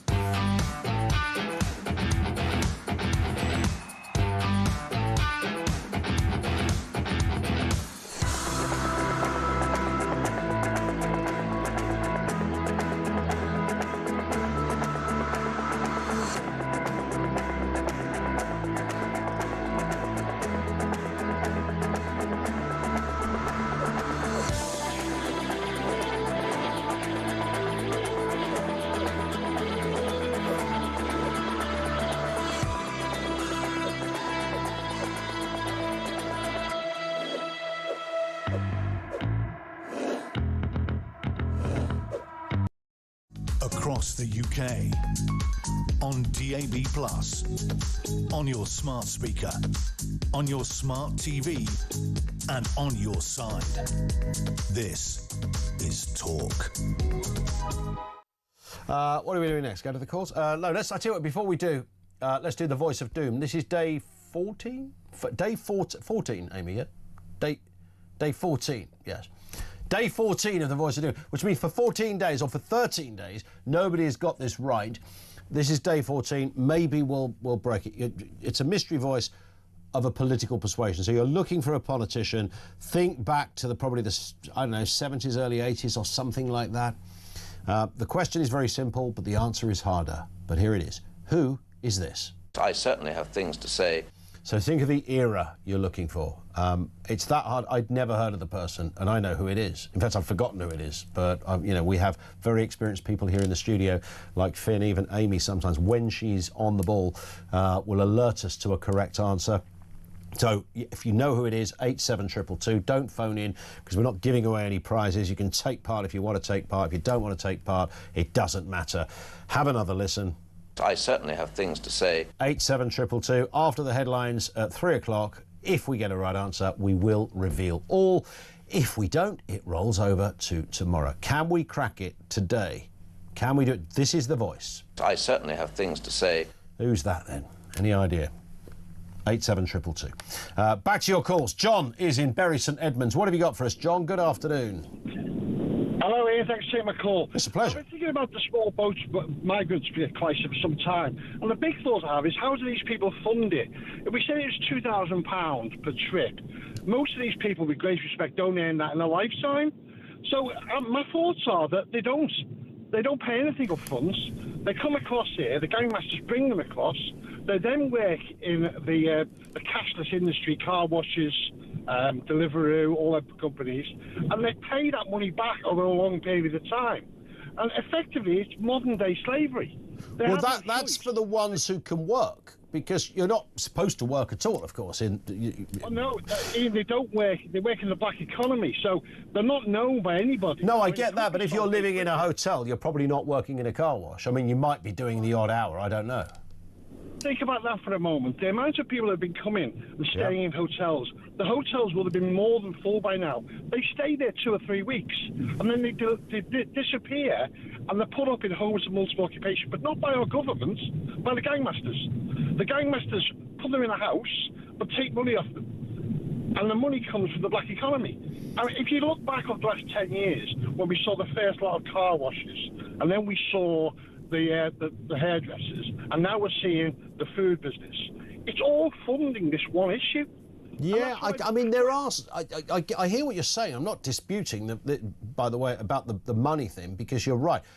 Clearly, the debt isn't just the money that it costs to get you across. It carries on for many years afterwards. But I don't know if that applies to the average person that ends up in a Holiday Inn in Leicester will remain there for a long, long time, and they're monitored to a degree. You'd struggle to get all of those people in the black economy or HMOs. They're not there forever. I mean, they're there for weeks, months maybe, yeah? And then they do disappear. I mean, there's no... they're not kept there. There's no laws to keep them there. They can disappear any time they want. That's the interesting bit, isn't it? Yeah, you're not on some kind of tag. You can walk around and do what you like. I think there is another interpretation of this, though, John. I have to say, when this first began, this channel stuff, it was mostly people coming from Iran. I don't know if you remember that. It was mostly an Iranian thing. You had planes taking off from Tehran full of Iranians going to, it was somewhere like Lithuania, whatever it was, and they were flying back, with nobody in them, because these people had no intention of going back to Iran. They made their way through Europe and got to here. They were often people from a good background. I remember an interview with a guy I think he was a carpenter. His wife worked in fashion or something. I know that might not have been typical, but so these are people that could actually afford it. Now, what's their purpose of coming here? Well, I mean, obviously some people do come for a better life. Some people come... Well, I'm not even saying it was a better life. You wonder whether it was to facilitate the other 28 people in their family to come once they're here. Well, you see, the people who don't mind the migrants coming, who actually think it's a good thing, I'd like them to think morally. is it right that these people are effectively modern-day slaves? That's a very, you see, I keep asking the question, what is the most effective argument to stop this nonsense? And everyone you put forward, the government ignores. That's a really good one. I mean, the modern-day slavery issue is right up there. Listen, you've been great, John. Thank you very much indeed. Let's get a word in from Matt in Cheshire on the United States and our relationship with them. Matt, good afternoon. Good afternoon, Ian. Who would have thought that a US president and vice president would be more popular on our own issues than our own prime minister? That's a great point, yeah. It's as if the White House is the mouthpiece for the vast majority of the public, and Starmer is the enemy of the people, which we know he is. If people like what Trump and Vance are saying, all Farage has to do is replicate it. Yeah. We could call it pre-polling. It's like pre-polling from... He just gets to pick and choose what they do and don't like from what comes out of the White House. It's a very good point. I think some people don't seem to get it, though, do they? I was talking to a friend of mine when J.D. Vance, so he's still over, he's in Scotland playing on one of Trump's golf courses at the moment, but when he was staying in Kent, which, as I think I mentioned, Matt, he was just round the corner from where I live, and I was talking to a friend of mine who's in America. She's a Democrat, and I sent her this. There was a little video clip of the cavalcade going past the end of my road. These 34 cars and God knows what else. And she said, "Oh yeah, J.D. Vance. Nobody's getting any notice of him. They give him all the daft jobs, the silly jobs." And I thought, no, J.D. Vance globally is seen as a tough guy who speaks common sense. She didn't see that, and so. She was highlighting the problem the Democrats have in America with getting elected. And it's exactly the same over here. Labour don't see it, right? They don't understand that these people are speaking our language. Of course, he's the next president in waiting. He's not Mike Pence. That's what I said. That's what I said to her. I said, "This is your next president." And she said, "No, he's not. He will never be the president. He's a lightweight or something." I thought, are you kidding me? Yeah, right. No wonder the Democrats are in a mess. But the reason I raise that is because it's a great example of where we're at with our lot over here who don't see it or get it, which is why Starmer will be booted out of office and Nigel Farage, in all likelihood, based on current polls, will be the man running the show. Matt, I've got to stop because we hit the news. As ever, great call from Matt in Cheshire. Lots to come in the next section. Simon says Boris could have nipped this in the bud when it first started happening. So he didn't care. It's also not in his DNA to care. Oh, it's just a few grumblings. The peasants will be upset, but don't worry, it'll iron out. I honestly believe that's how he thought of it.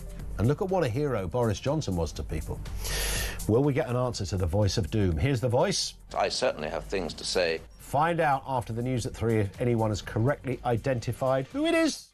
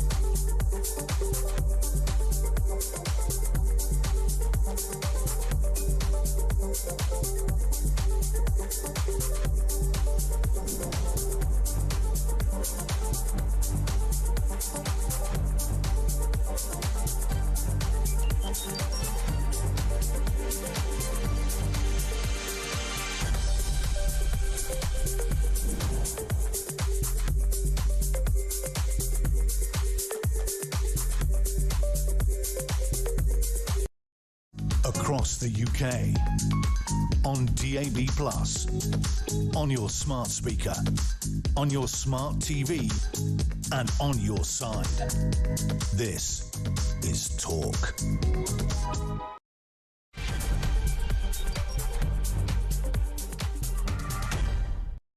It is the Afternoon Empire. Good afternoon. Welcome back to the home of common sense. Donald Trump's administration slamming Britain for its crackdown on free speech. As Matt in Cheshire was just saying, I mean, it comes to something when the President and the Vice President of the United States are making more sense to the British people than our own Prime Minister. They're highlighting the Online Safety Act, arrests over things that people have tweeted and the like, accusing the UK of targeting political speech under the guise of safety. Details to come. The Treasury's plan to tighten inheritance tax rules is sparking some outrage, as you might understand. Critics warning it could drive wealth out of Britain and hurt the economy. No sugar, Sherlock. While Labour eyes new taxes on savings and inheritances, Kemi Badenoch has called for spending cuts, pure and simple. Reform UK vows to scrap inheritance tax altogether. Where do you sit on this precarious issue? Thoughts on that? And our tech feature with Sean Keach from The Sun is back, looking at the reduction of porn use in the UK since those age restrictions came in. Are you one of those who's just going to sit at home now blinking instead of looking at porn? Could that be you? And of course, HMRC using AI to spy on people's social media posts and scammers targeting kids to drain your bank accounts dry. You don't want to be missing any of that coming up this hour right here on Talk. Our number at this end, of course, is 0344 499 1000. That is where you will find us. Let's move then to the voice of doom. Have we got a correct answer? Remember, this is the voice you're looking for. I certainly have things to say. Who is that? These are some of the guesses. Alex Douglas Hume, no. Lord Monckton, no. Robin Cook, no. John Knott, no. Douglas Murray comes up every day. Not only was Douglas Murray not a politician, I don't think he was around in these, probably, when was he born? Late 70s, early 80s, maybe? Maybe later than that. Possibly 90s. Claire Short, no. Reginald Maudling, Julian Amory, Peter Aldous, Peter Walker, John Profumo, Norman Parkinson, Francis Pym, Nicholas Ridley, all wrong. We do have a right answer. No, we don't have a right answer. It rolls over to tomorrow, day 15 on the voice of doom. Somebody at somewhere will get it correct. Now let's move to what is happening with the President of the United States and the President of Russia. Trump and Putin planning to have that moment together, and Mr. Trump suggesting he will offer Putin access to rare earth minerals to incentivize him to agree to a peace deal with Ukraine. They will be minerals from somebody else's country, we should add. The US President is reportedly prepared to open up Alaska's natural resources to Moscow and lift some sanctions on Russia's aviation industry in the meeting with Putin tomorrow. Let's hear what Mr. Trump had to say. There's a very good chance that we're going to have a second meeting, which will be more productive than the first, because the first is I'm going to find out where we are and what we're doing. Again, this is Biden's war. This isn't my war. He got us into this thing, and it should have never happened. This war would have never happened if I were president. But it is what it is, and I'm here to fix it. Will Russia face any consequences if Vladimir Putin does not agree to stop the war after your meeting on Friday? Yes, they will. Yeah. What will the consequences There will be be? consequences. Sanctions, tariffs? There will be, I don't have to say, there will be very severe consequences, yes. Yeah, please. And on it goes. I mean, it's robust stuff, but is it enough? Will it make a difference? And will it make Mr. Putin blink first? Let's get a word from Bill Browder, often described as Putin's #1 foreign enemy. Also, Bill is head of the Global Magnitsky Justice Campaign. Always good to gauge your views on these things, Bill. I mean, just broadly speaking, in the broadest terms, is there any hope, as far as you can see, that these two men who will meet tomorrow in Alaska will come away with a peace deal? Nope, no hope at all. It's a total pipe dream. Putin has no interest in a peace deal. Putin has one simple interest, which is total victory in Ukraine. He hasn't ever altered that objective. He's been very consistent. He hasn't in any way misled us. He wants to take over his neighboring country. He wants to subjugate Ukraine. He wants a total victory, their total defeat. And this begging that's going on from Trump is not going to change his view one way or another. Mr. Trump said there in that press conference, we heard the clip, you know, if Putin doesn't play ball, there'll be consequences.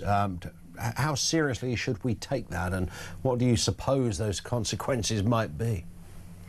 Well, I don't think you should take it seriously at all. Trump has made 5 different ultimatums since he's become president the second time around in this conflict against Putin, and all 5 ultimatums have come and gone, including one that came and went last week, where he was supposed to impose secondary sanctions on all people who bought Russian oil, China, India, Turkey, and other countries. Now, India was part of some sanctions before the ultimatum or before the deadline came, but none of the other countries have been subject to those sanctions. I think that Trump has made threats to all sorts of countries all over the world for all sorts of reasons. And there's a very famous expression, taco, Trump always chickens out. And so I don't think Putin is shaking in his shoes right now hearing those words coming from Trump's mouth. Could it be possible, Bill, and you know this terrain well, you know the mind of the Russian president very well, his ambitions, his aims, his ability to, essentially employ only one rule, and that is the rule of Putin. You know all of this. Is it possible, even that withstanding, that maybe, just maybe, he might think, this is the last chance to throw some decent dice here, and there is another way I can do this with. I can come away with my head held high to the Russian people. I won't look like a loser, and I can still get some of what I want, including some of those Alaskan minerals. Well, Putin, if you ever look at a map of Russia, he doesn't need any Alaskan minerals. He's got a huge country, a gigantic country. He's got more minerals than he knows what to do with. I don't think that would incentivize him in any way. Now, there is one thing that could happen, which is he could make a promise. He could declare a ceasefire that he then breaks the next day. If you look back in history since he began this conflict, and the conflict began in 2014 with the illegal annexation of Crimea, there have been 2 peace treaties. One of them was called the Minsk I Agreement, and the other one was called the Minsk II Agreement.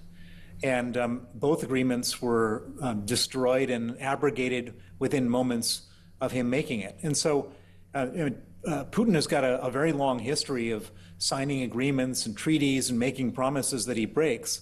But I don't think he's even going to do that here. I don't think he has any reason to do that here. He thinks he's winning. I think what he'd like to do is to put some fake process in place where he makes some promise to have another meeting or have another negotiation or whatever, in the hopes that gets Trump off his back. He only has one problem here, which is that he doesn't want to make Trump look bad because Trump has been his friend all along. And so if he can give Trump something so that Trump can go back with his head held high, and Putin doesn't have to stop his war, from his perspective, that would be the ideal situation. And what I fear might happen is that he makes some demands on Ukraine in front of Trump. He says, I want Ukraine to give this, this, this, and this, knowing full well that Ukraine won't do it. But that Trump then goes back to Ukraine and says, you got to give them this, this, this, and this. And of course, they can't do it because they can't give up territory, or they know it's a bad deal. And then Trump gets mad at Ukraine and says, well, it's Ukraine's fault that the war is not ending, and therefore we're going to not do anything more to support Ukraine. That's the more likely scenario here. He said on, I think it was Monday, Bill, Mr. Trump talked about this meeting then, and then said, and then there'll be another meeting, hopefully, a short meeting between Zelensky and Putin. He then went on to say, and I'm happy to be there if they would like me to be. Can you imagine that? A handshake between the Ukrainian president and Mr. Putin? I cannot imagine that. And these 2 countries are so far apart. And there's really there's nothing to bring them together. I mean, normally, to get a peace deal, everybody has to negotiate. And Russia doesn't have to negotiate. Russia's the invader. Russia's the one trying to push into Ukraine. They don't have to negotiate. It's not like they're running out of men. They've got, they've lost 1 million men. They've got another 70 million men to go. They're not running out of money. Their economy is still selling oil. And so Putin doesn't have to negotiate. And Ukraine doesn't have to capitulate, which is essentially what we're asking them to do. They don't have to like say, okay, we give up. Yeah. And so there's no real reason why these two countries should be coming to terms. The way that this should have played itself out is that the United States and us, the rest of the world, UK, EU, should have given Ukraine enough weapons so that they put Russia into a position where they had to negotiate to cut off the sale of oil, so Russia doesn't have any money, so they have to negotiate. But they're not in a position where they have to negotiate, and so all this seems to me to be just a kabuki theater. This is just window dressing. This is all trying to make Trump feel better about himself because he was on the campaign trail making all these promises that end the war in 24 hours. But I think it's very unlikely that something material is going to come out of this. If Mr. Putin was no longer around, if the Russian president were to drop dead tomorrow, what would happen then? I mean, who takes over, and would that person then be open to a different kind of discussion with Ukraine? I think it's entirely possible. This is Putin's war. So Putin was the one who launched this war, and he cannot back down. And I should point out that in the Russian world, nobody ever compromises. It's all brutality at the highest level. There is no sort of mercy that anyone shows each other. And so he's not going to back down. But if it was somebody else, if he were to die tonight, tomorrow, and it was somebody else negotiating, they would say, this is Putin's war. We could do this, we could do that. Who knows? I mean, it's hard to say who that person would be and what they would do. But I can remember back in the days when Prigozhin was still around. Remember the guy from Wagner who was marching on Moscow?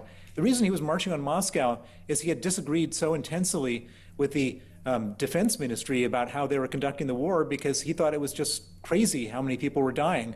Not that he was a good guy, but he probably would have thought, there was, a different way to go about this, or maybe not to go about it, even with his own set of brutality. So there's no, in terms of levels of optimism, your own, Bill, that they're peaking at about -1 at the moment, are they, on this? And on a scale of 1 to 10, it's -1. I don't think anything's going to happen tomorrow, and I think that we're all going to be sitting there watching, waiting for something, and it's all going to look pretty unexciting. Yeah, well, 24 hours from now, we might have some answers. Bill, it's always lovely to have you on, sir. Thank you very much indeed. Bill Browder, often known as Putin's #1 foreign enemy. He certainly couldn't travel to Russia. Well, if he did, he'd never come out again. He's also head of the global Magnitsky Justice Campaign. If you don't know much about that, worth looking up. It is genuine, a fascinating story of how this all came around and why Bill has become a voice in this debate. Let's go to your calls on this very point. Alan is in Salford to respond on Ukraine. What are you making of it all, Alan? Good afternoon. Good afternoon, Ian. I'm an old creature of the night. Me? We go way back then. Many years ago. Yeah. Many years ago. And there's a lot more creatures of the night in this country now. And they're all coming over on a boat. That's absolutely right. Apart from they're not even doing it at night. They're doing it for everyone to see in broad daylight. Yeah. What annoyed me today was Trump's offered Putin, which is the aggressor and the dictator, mineral rights in America and drilling rights. Yeah, it looks that way. Although, it does, but yeah, which is a bit interesting for somebody who invaded another country.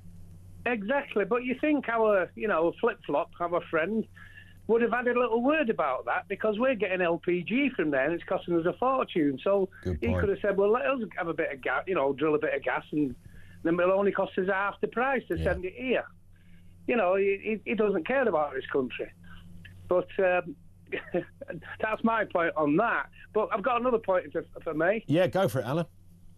It's these boats, the new boats now, the 107, is it? Yeah, like the new super dinghy. They're called LVBs now, then. Labour voting boats, actually. That's what LVBs. They came over on an LVB. That is just perfect. Yeah, come over on an LVB, Labour voting boat. Yeah. But I'm not joking. What they should do, because the leave to stay now, they're letting more people leave to stay. I think it's about 58% now, isn't it? Yeah. But it used to be 30 and 40% to stay in the country, asylum seekers. What I can see they're doing, they're passing them through dead quick, and they're giving them the leave to stay all the time. I think they should just throw, say there's 100 people on the boat, throw 60 blank passports on there for them, and that'll save us a few quid. All the messing about with them. Well, indeed. I mean, in the absence of any other logical way of dealing with this, you might be right on the LVBs in particular. Alan, you've been great. Thank you very much indeed for that. Lovely call. This from Gary, who says your earlier guest claimed that the French are not to blame for these boat crossings, that it's our fault for making the country too attractive to those illegal migrants.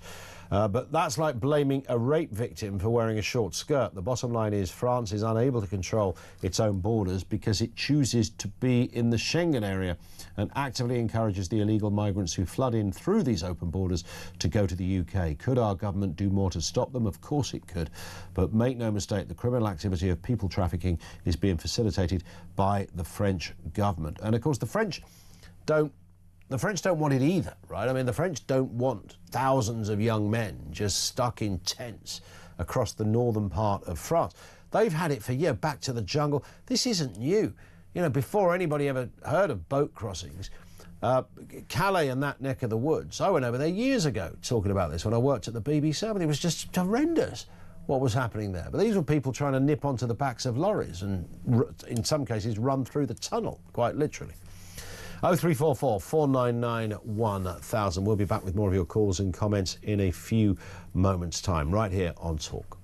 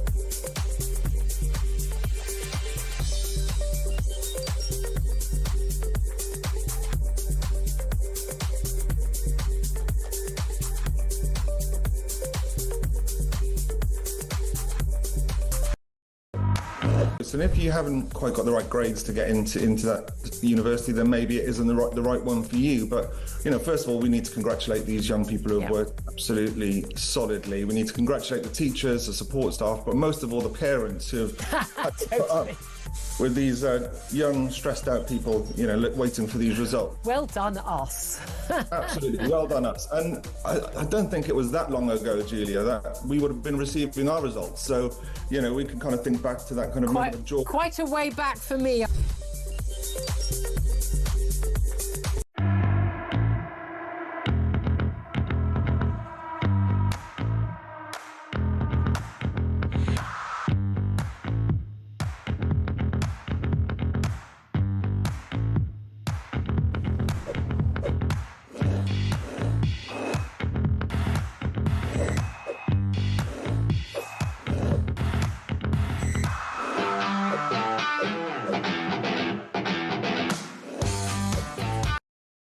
Across the UK, on DAB+, on your smart speaker, on your smart TV, and on your side. This is Talk. It is Talk. Simon in Durham says, on immigration, we need a serious deterrent. How about free Coldplay tickets for all migrants? That would put me off, says Simon. Lots still to come, like this from Leslie, who says we have much more important things to worry about in this country than free speech. It's an absolute nonsense. We've got... Oh, I think I did read that out. I apologise. Thank you, Leslie, for that. Fiona, reference free speech. If we think it's bad now, wait for Rayner's blasphemy law to come in. It will feel like we're under attack. I mean, what's so... We haven't... I think we need to do more focus on the blasphemy law thing. I think it's been given a little bit of a... sort of a free pass. People have sort of roughly got the idea of it, but what's the real implications of the blasphemy law, other than we will have a very specific law for one specific religion that could mean that we are, in its worst manifestation, we would be in trouble for criticising the faith, that faith, we would have a problem. Now, the government go, no, it's not about that. It's about Islamophobia, which is just a sort of an invented word. I have no fear in that respect. It's very bizarre that they are agitating and pushing for this. Why do they want this so badly? Well, we kind of know why, don't we? Let's go to Simon in Basingstoke. Simon, how are you doing? I'm doing very well. I think in terms of free speech, we should be grateful we've left the European Union. Yep. They're planning to require people to install spyware on their devices. Yes. So that when you use things like WhatsApp and Signal, which are encrypted end to end, that they can actually see the pre-encrypted information and conversations that you have, which is pretty draconian. I don't even think they do that in China. Yeah. I mean, they wouldn't be able to, they'd be able to see them if they needed to see them. Well, no, not necessarily, because you have to share the encryption keys to do that. But the reason I called you was this constant discussions we see about Russia and Ukraine. Yeah. What if Russia did seize all of Ukraine? What would that mean to Russia? Russia would then have to garrison all of the oblasts up to the Polish border. Mm-hmm. That would take hundreds of thousands of troops. You would have a low-level or high-level insurgency going on for years. I do not believe that is Vladimir Putin's objective. His objective is to remove a government which he sees as hostile and to secure sufficient depth, strategic depth up to, say, the Dnipro River to ensure and to ensure that Ukraine never joins NATO and NATO never deploys missile systems on Ukraine that would only give Russia a few minutes warning of an attack. Yeah. That's what Putin's objective is. And this war is lost. That recent breakthrough north of Bryansk, it was a 17-mile breakthrough. That's unheard of in this war. Sure. That's about 3 or 4 times longer. So, and comments from Ukrainian soldiers of saying there literally aren't enough frontline infantry to man the trenches. And Ukraine has been building a second defensive line north of Bryansk, and that is the line that the Russians have already penetrated. It's exactly like what happened to the German army at the end of World War I. When on the 8th of August 1918, the British started the Battle of Amiens, and von Ludendorff said this is the black day for the German army and started to talk about negotiating an armistice. That's where we are in this fight. Yeah. Do you sense then, based on all of that, Simon, that tomorrow's big powwow between Trump and Putin is going to come out with a kind of succinct, not a peace, they're not going to say, oh, hey, we've got a peace deal, fantastic, Putin's going home, or Putin's going to only want to retain Crimea or something. What could, bearing everything you've said, all very sensible stuff, what could be said then tomorrow? How could Putin respond to his meeting with Trump? I think Putin can make it clear that if he doesn't get a reasonable settlement from Zelensky via Trump, yeah, that eventually the Russians will achieve that on the battlefield. They've probably got 6 to 8 weeks before the muds come, when you get the winter rains, which will slow things down for 6 weeks, 8 weeks. But that's not enough time for the Ukrainian army to rebuild. The Ukrainian army has fought magnificently, but they've been so badly advised by the West. Yeah. They should have never launched that offensive in 2023. If they had those troops and that equipment now, they could probably have fought the Russians to a standstill. I'm sure. And that's what concerns me most about this. It's serving British officers, American officers, who presided over 2 severe military defeats, basically against guys in sandals with no artillery, no aircraft, no missiles, no long-range surveillance and strike capabilities, have presided over yet another military disaster, fortunately one which we've not been involved in. Yeah. I think we really need a clear out of our military. We need people in there who actually understand modern warfare, because you've got to remember, these guys have not fought a modern war since 1991. Yep, that's a fair point. Simon, on that point, I'm going to move on just to get some more comment on, but some really good illuminating fact in what Simon was saying there. What's it going to look like, that press conference tomorrow? Let's talk to Daryl in Lincoln on Ukraine. What's the key to this, Daryl? Good afternoon to you. Good afternoon, Ian. Yeah, well, Simon said a lot of what I was going to say, in all honesty, and he's obviously very knowledgeable on the subject. But, I mean, Putin, Trump's really got nothing to offer Putin himself, and I think he's got to try and look at it from Putin's point of view and what Russia wants.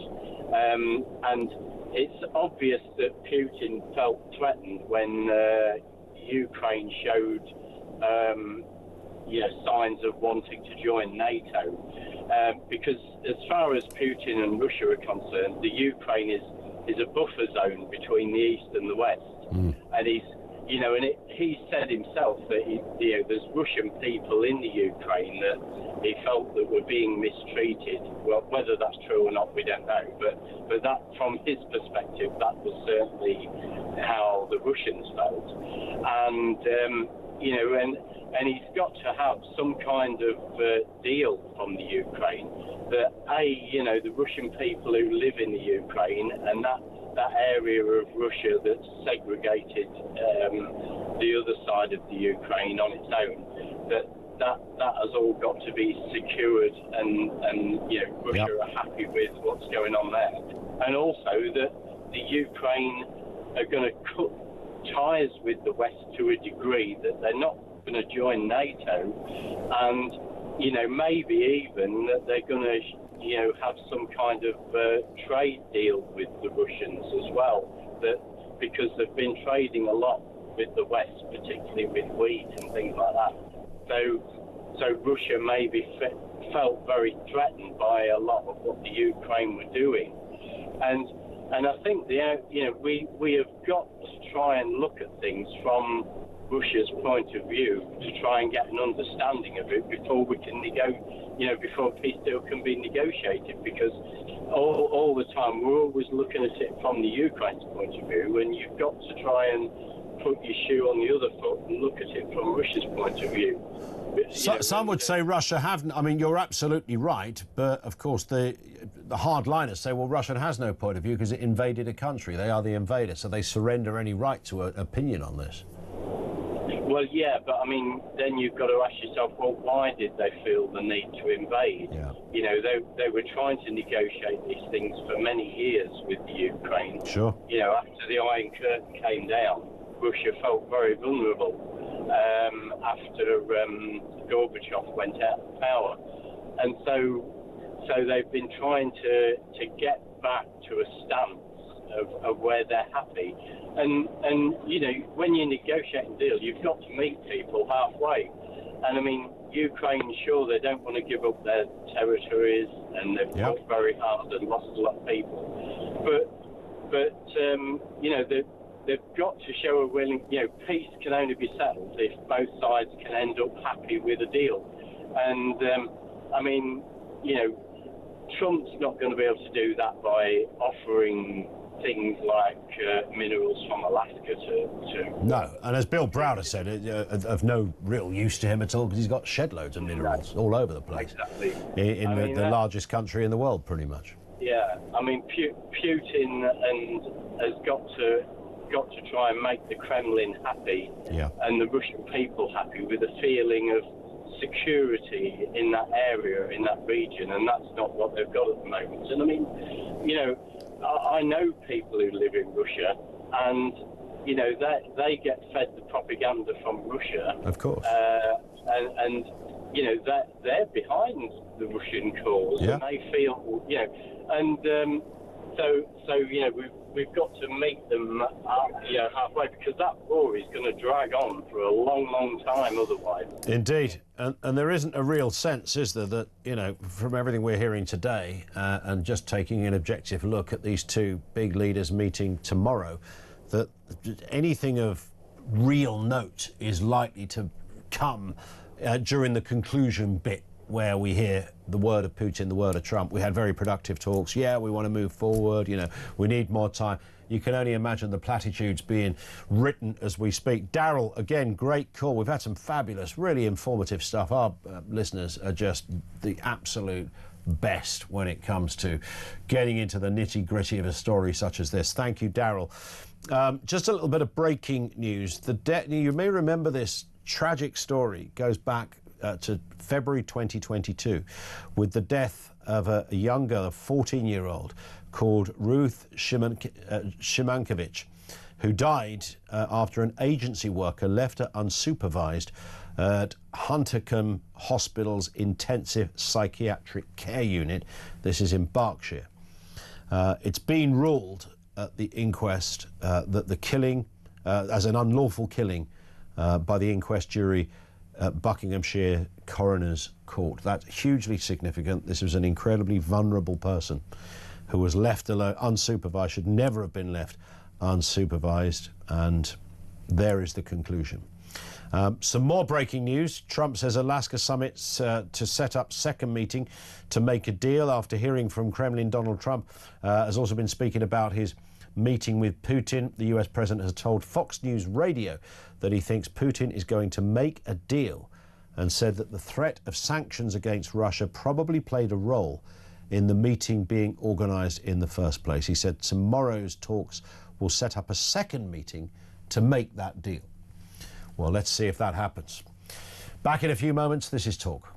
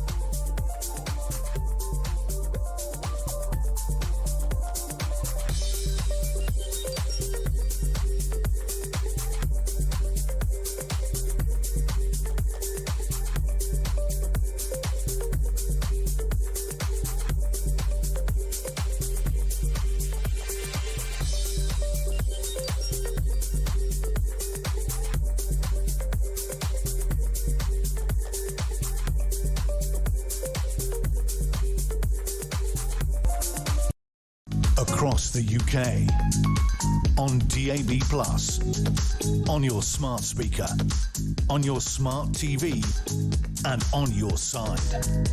This is Talk.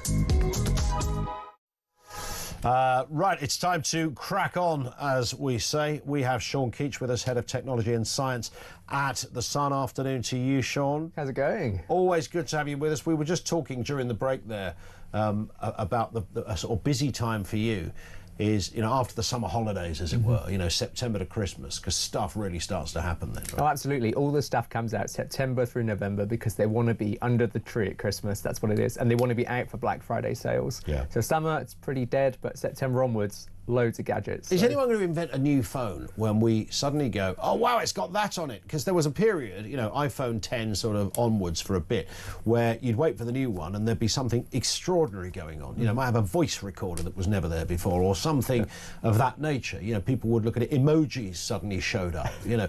I can remember when an iPhone had no apps on it, and I may have told you this, but a friend of mine, and I said to him, I said, you know, what about like a dictionary or something on this thing? He said, oh, there's going to be this thing coming out called applications. And when they come out, they will be able to do that. And I didn't really, and I remember looking it up. What is this? They weren't called apps. They didn't exist. And then suddenly they were there. I remember on one of the very early iPhones, there was this app that it was meant to be an ocarina, like a little musical instrument. So you'd hold the iPhone and then you'd blow into it to make a noise. No way. And I tried to show my nan this, and my poor nan, she took my iPhone and put it in her mouth. Did she really? She did. That's a good nan manoeuvre. Like, oh, nans versus technology. Surely there's a whole podcast in that, isn't there? Nans and tech. Yeah, yeah. It's funny because my mum was a bit like that with technology. It was extraordinary because in the kitchen. she and my nan could assemble a food mixer, the likes of which they wouldn't ask you to do on the Krypton factor. You know, these things with about 38 moving parts. Bolt it together. But give her a remote control and say, you know, find Sky Sports. They'd be like, whoa, what am I doing? It's just a button, Mum. Just press the button. I'm worried this is going to happen to me. I feel like I'm very on top of tech, but I'm stressing out that in 20, 25 years, yeah, it's going to hit maybe me and I won't know what's going on. Well, let's start with this story then. HMRC, and we understand they're using AI to find the tax cheats. What's happening? Oh, absolutely. So they're basically scanning people's social media with AI to see if you are spending loads of money but not declaring it. Now, they're not doing this to everyone. They're only currently using this for criminal investigation. So it's not like wholesale scanning of social media. But they are, if you are under criminal investigation for tax evasion, so you're specifically not paying tax that you owe, they might use AI to scan your social media to say, oh, you're on private jets, you've bought a boat. There you are. To be honest, I think it's your own fault if you... Well, because we see people do this, don't we? People who've got a claim with, you know, a sort of disability benefit or something, and then they post a picture of them winning a marathon, and you think, hang on, you told the court you couldn't walk more than a metre unaided. You walked in hunched over with a Zimmer frame. You had your family around you holding you up as they try to sit you in the chair. And there you are doing 26 miles around Greenwich Park. I mean... You've got to be stupid. I think you're asking for it, to be honest. I think if you were willfully evading tax, which is the type of people they're talking about, and you're posting pictures of you in the Maldives, you know, you're asking for trouble. I never understand, you know, I don't post much on X. Do you know why, Sean? I really can't be bothered. I was looking at an account the other day, and I've said this a few times, of somebody in my industry who has posted more times in 5 days than I have in 5 years. And you go through it and you scroll and scroll and scroll and you think you've done 150 tweets or posts today. That's like a full-time job for someone, isn't it? I mean, but people make money from this stuff, having these personal brands. I try to stay off X. I find that people are quite angry on there, and whenever I go on, you just end up in arguments with people. Yeah, you're a science journalist. You don't want anger. No, I want peace. So sometimes, you know, I'll try and watch happy stuff on TikTok, or I'll go to Reddit. I find Reddit actually is quite good because you can really pick the communities that you want to be in, and I just pick fun stuff that I like. Maybe it's stuff about cats or stuff about a video game. You don't do the original. You're the original cat video person. That's mostly for my wife, but you know, you can never get enough cat content. After a long, difficult day, it's nice to get home and just look at cats. Yeah, just look up dogs jumping into water. That will keep you occupied forever. It's hilarious. There's thousands of videos of dogs. You know, dogs love a bit of water. But there's some just brilliant snapshots of dogs like running over piers, doing somersaults, and in they go into the drink. I had a colleague the other day. That's built for you, Sean. Call it bubblegum for the brain, which I quite love actually. It is bubblegum. It is bubblegum for the brain. So if you're the kind of person, the sort of half-wit, I'll use that phrase again, that decides to... I'm always a bit... I think when people post holiday snaps, if they've been to exotic places, particularly if they're high-profile people or they've got a nice new car, I'm a bit uncomfortable with that anyway. I think it's kind of, you can't define it any other way than bragging, really. It's the humble brag, isn't it, where they pretend they're not bragging, but actually they are bragging. Yeah. It's like, I've just gone for a drive, and then the Range Rover's in the background of the photo. Yeah, you can't sort of do the man or the woman or the people and then post a picture of you with 120,000 quid's worth of car. It's just not a good fit. No, but so if you are worried about this getting you, this AI system, and you're not evading tax, you're working hard, accountants usually just recommend keeping a track of what you're spending and what you're taking in. And I know it's a bit of a pain, but if you just keep a track of what you're spending, if HMRC's AI system ever comes to you and says, oh, no, you've been, you're doing something dodgy, at least you then have that record of, this is where this money came from. This holiday came from doing this, and you have the records. Yeah. But at the moment, the AI system is only being used for criminal investigations. But they have a whole other system called HMRC Connect, which is already looking at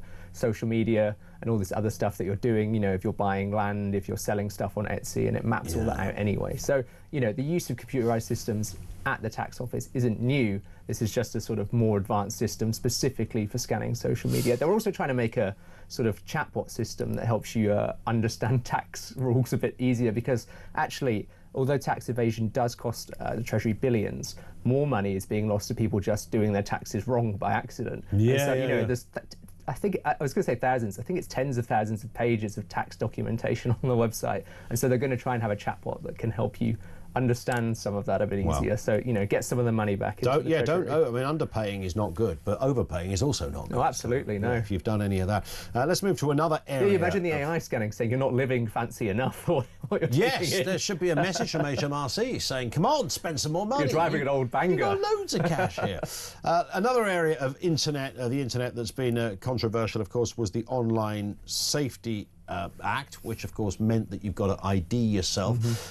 It seems to have manifested itself in all sorts of areas that wasn't really intended, like people just want to watch the news in their area or maybe watch a cat video, and it's come up saying, sorry, you're due to local laws, you're not allowed to view this, which does look a bit sinister when you see that. But it's incredible, really. It just shows how difficult it is to regulate and police the internet, because you can't just say, you know, you need to be over 18, you need to show ID, because it's just too difficult. Because there's so many different websites, so many, you know, the way Reddit operates is very different from the way that YouTube operates, from X, and so it's very difficult to police this stuff. I mean, the adult websites are saying that they've lost millions of viewers in the UK, but they're also reporting that suddenly viewers are going up in other countries. So clearly, as predicted, people are using software to get around this. Oh, I live in Venezuela, you know, and I'm logging onto the website. So, you know, there is a big drop. You know, the main sites are saying we've lost millions of viewers in the UK. Pornhub's, which is a well-known porn site for those who don't know, Finn told me about it. Pornhub's daily visits fell from 3.2 million in July to 2 million in early August. I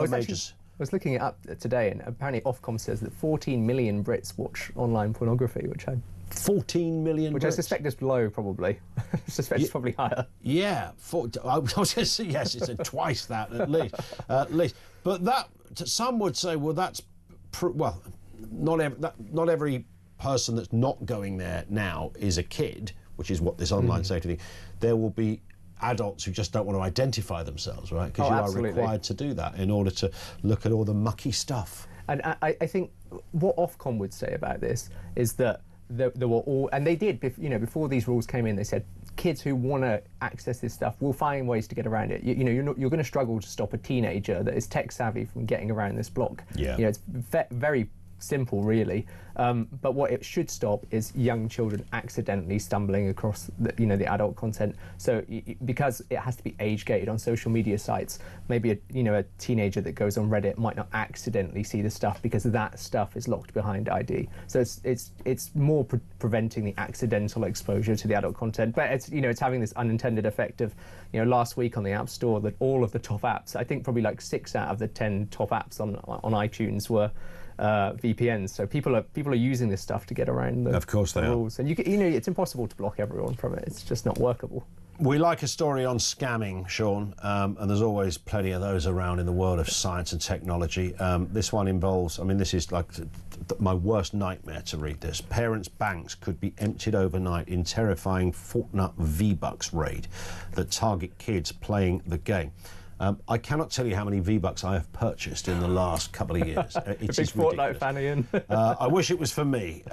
So my little boy, it's like there's almost not, every time we let him game, he'll come down and say, Dad, can I have some V-Bucks, please? And of course, it's very easy to do, for him. If I give him the OK, he presses the button and I just get a message saying, you've purchased $4.99, or, of course, it then goes up. You can have $8.99, $19.99. You've got to keep track of that $29.99. You really have. I wonder if I can claim that back. But what's happening here? There's a scam afoot. Well, V-Bucks, obviously, as you say, V-Bucks, it's a virtual currency. It's very popular because you spend them in the game to buy costumes for your characters. So it's a bit sort of like, at school or in real life, you want the flashiest clothes, the nice trainers or whatever. Yeah. It's the same for that. You spend them in the game and you get all this gear. Well, cyber criminals are onto this. They know that kids want this stuff, and so they target them, because actually it's easier to target a child than an adult. Adults tend to be very aware of scams. Lots of adults still get caught out, but a child maybe doesn't have that same experience. So there are lots of ways that criminals are trying to go after kids to get your money, to get your money that you'd be spending on V-Bucks. So often one of the ways that they'll do it is they'll set up fake websites that promise discounted V-Bucks. You spend $4.99 on V-Bucks, maybe you can get the same amount for $2.99. They'll send these to kids on social media, and then the kids go to those websites, and then they buy these V-Bucks with your credit card, and suddenly the scammers have your credit card details, all your money's gone. Sometimes they'll add your child in the game and say, I can hook you up with some V-Bucks, just give me the login for your account.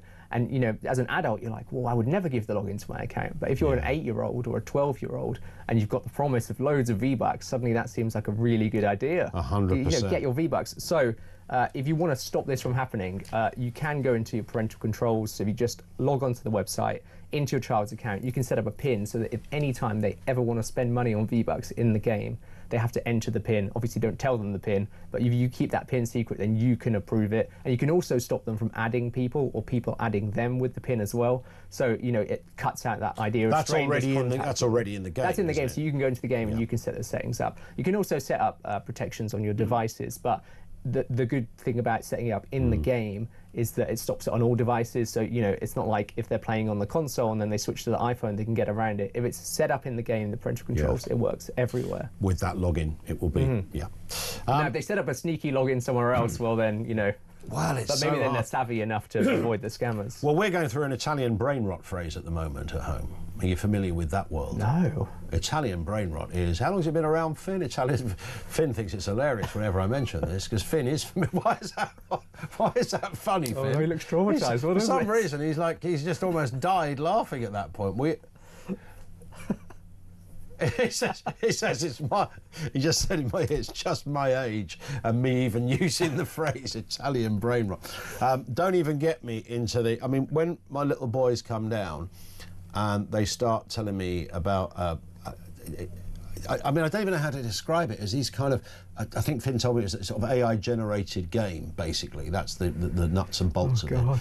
And it is all kind of weird Italian sort of made-up names, and there's a game that I can't. It's some sort of raid game where you've got to go in and steal stuff off individuals, and they steal it off you. Familiar with this? And Finn is a big fan. Finn used to be a gamer back in the day. Oh no, now he's retired. Now he's retired. Yeah, he made enough money. He legged it. But when you hear kids talk in the lingo. About, because they go, Dad, guess what happened? And they start mentioning these characters. It sounds like the most insane thing you've ever heard. Yeah, I used to be quite a hardcore gamer, and I remember in my teenage years, because my laptop was not very good, it would overheat as I was playing. So I used to put a coat on and balance the laptop out of the window to like cool it with the outside air. It was terrible, but you know, I did what I needed to do to win the game. Ballerina Cappuccina, there's one. There's one of the characters. Ballerina Cappuccina, Bombardini, Crocodini, Laurelini, Chimpanzini, Bamanini. I don't even know how to type this. And that is how the conversation goes. Dad, guess what? Chimpanzini, Bamanini came in, and then Cappuccino Assanino did this, and it's just an absolute mad world. And you just give them some more V-Bucks. I'm not even sure it's very healthy. We were talking about what phones don't do anymore, but iPhone users have got there's something new coming to iPhone to be able to apparently get a notification when it's going to rain. Isn't that just a weather app? So this is actually a really little-known feature of the weather app on the iPhone, and you can go into your settings basically and turn on rain notifications, and it will warn you if it's going to rain in the next few minutes, which is really, really handy at the moment. I mean, if you've noticed, we're getting surprise showers. It happened to me last night. All of our washing got soaked on the line, which is a bit of a nightmare. But so if you go into settings, I don't know why I'm laughing at that. There's nothing funny about that. it was almost so depressing that it was funny. Sean's trousers got wet. But if you go into your phone settings and you turn on location to be always on for the weather app, so not just on but always on, even when you're not using it, you can then go into the weather app, turn on these rain notifications, and it'll pop up a few minutes before it's about to rain. Very handy in summer, definitely. Yep. In winter, it's always raining anyway, so not much use there. Indeed. You might want to turn it off, but summer, great. There it is. Connected to weather, I suppose, a meteor shower is on its way tonight. Oh yeah, this is a. You love this stuff, Sean, don't you? I love it. You live for a meteor shower. Space stuff is free, and I think this is a really. I mean, this is the best meteor shower of the year. We get loads every year, you know, and they happen every few months. But this one, it's called the Perseids. It's really, really good. It lasts until August 27th. The peak was a few days ago, but because the moon was very bright, it wasn't really a good time to see it. If you go out on August 23rd, it's a new moon. It'll be dark. You'll be able to see loads of fireballs flying through the sky. It'll be brilliant. It's great. Really? So you can physically see these things? Because I'm often slightly underwhelmed by this stuff. Somebody tells me about an eclipse and I go out there and I am the bloke that goes, is that it? This is the meteor shower to go out for. So if you're going to go out for any of them, this 23rd is the one. of... Oh. 23rd of August, and you want to look basically anywhere in the sky, because we're sort of flying through a debris field. So they can basically happen anywhere. It's 150 meteors an hour. So wow. Pretty good. So we will see something. Very finally, tell us about the Sun Club deal, Sean. Oh yeah, so Sun Club, normally it's £1.99 a month. It's loads of great exclusives from the Sun. A special summer deal with doing 3 months for £1. Now you can't get much for £1 these days, so this is a pretty even good a deal. pound shop won't give you something like that, for goodness sake. 3 months, loads of exclusives, loads of ways to save money. We reckon you'll save thousands with it, so, you know, spend £1, see if you like it. 3 months for £1, go to the Sun website, check it out, join it, sign up, all the rest of it. 3 months for £1, that's got. And loads of tech on there as well, so if you like anything Sean's stuff on there is fast becoming the most dominant part of the whole website. It's brilliant. Love having you on, Sean. We will speak again next week. Thanks for having me. Sean Keach is Head of Technology and Science at The Sun. Thank you to him. Back with you coming next on Talk.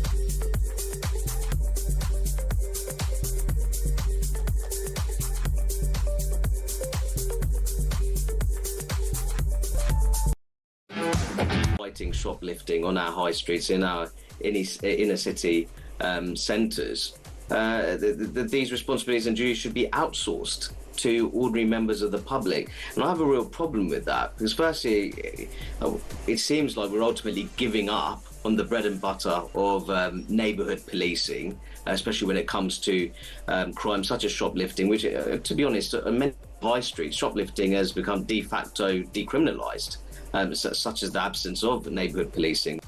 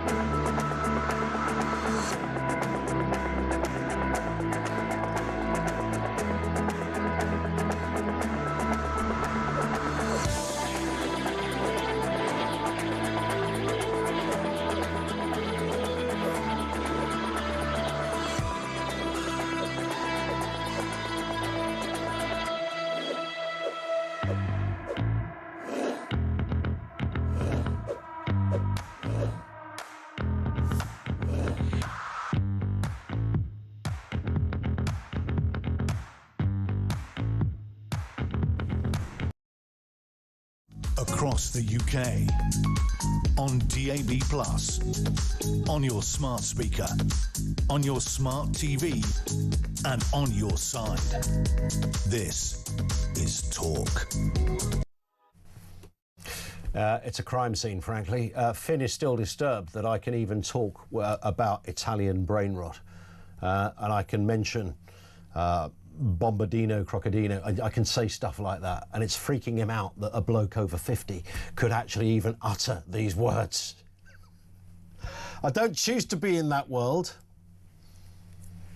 Bombabini Gussanini is another one, by the way. I mean, I'm telling you. 23-year-olds shouldn't even know about this stuff. Tra-la-la-la, tra-la-la-la, or something like that is another. I mean, it's an absolute nonsense. But there's going to be parents listening to this who know exactly what I'm talking about. They will feel my pain of living in a house where you've got two kids who have got, I wouldn't say an obsession, but they have a genuine interest in this stuff. And the little one takes it very seriously. It's a flipping nonsense. John's in Bradford. John, on free speech. What have you got for us, John? Good afternoon. Good afternoon. Well, I reckon Keir Starmer should read the Magna Carta. Good idea. It's all there, isn't it? Yes, it's all there. And so, therefore, he's actually breaking the law. He's breaking the law? Yeah. His own laws? The Magna Carta is supposed to be our rule of law, isn't it? All our laws are supposed to be based on that principle. that's broadly the deal. Yeah. So, therefore, you know, what they're basically doing, they're trying to shut everybody down, shut all discontent down, not mention of any certain religions, and keep everybody quiet. So everybody's frightened to say something, and that is a communist state, and that's the way we're going. Yeah. Do you sense that this is more than a blip then, that we are genuinely on that path? Oh, yeah, more restrictions are going to come later on. You see, what they can't understand is that what we're experiencing now, don't forget, we've got two hostile states. We've got China and we've got Russia. Yep. Now, if they manage to destabilise the UK, right, which is we have atomic weapons. Yep. If they manage to destabilise the UK, then that's one of the partners to Europe out of the group together.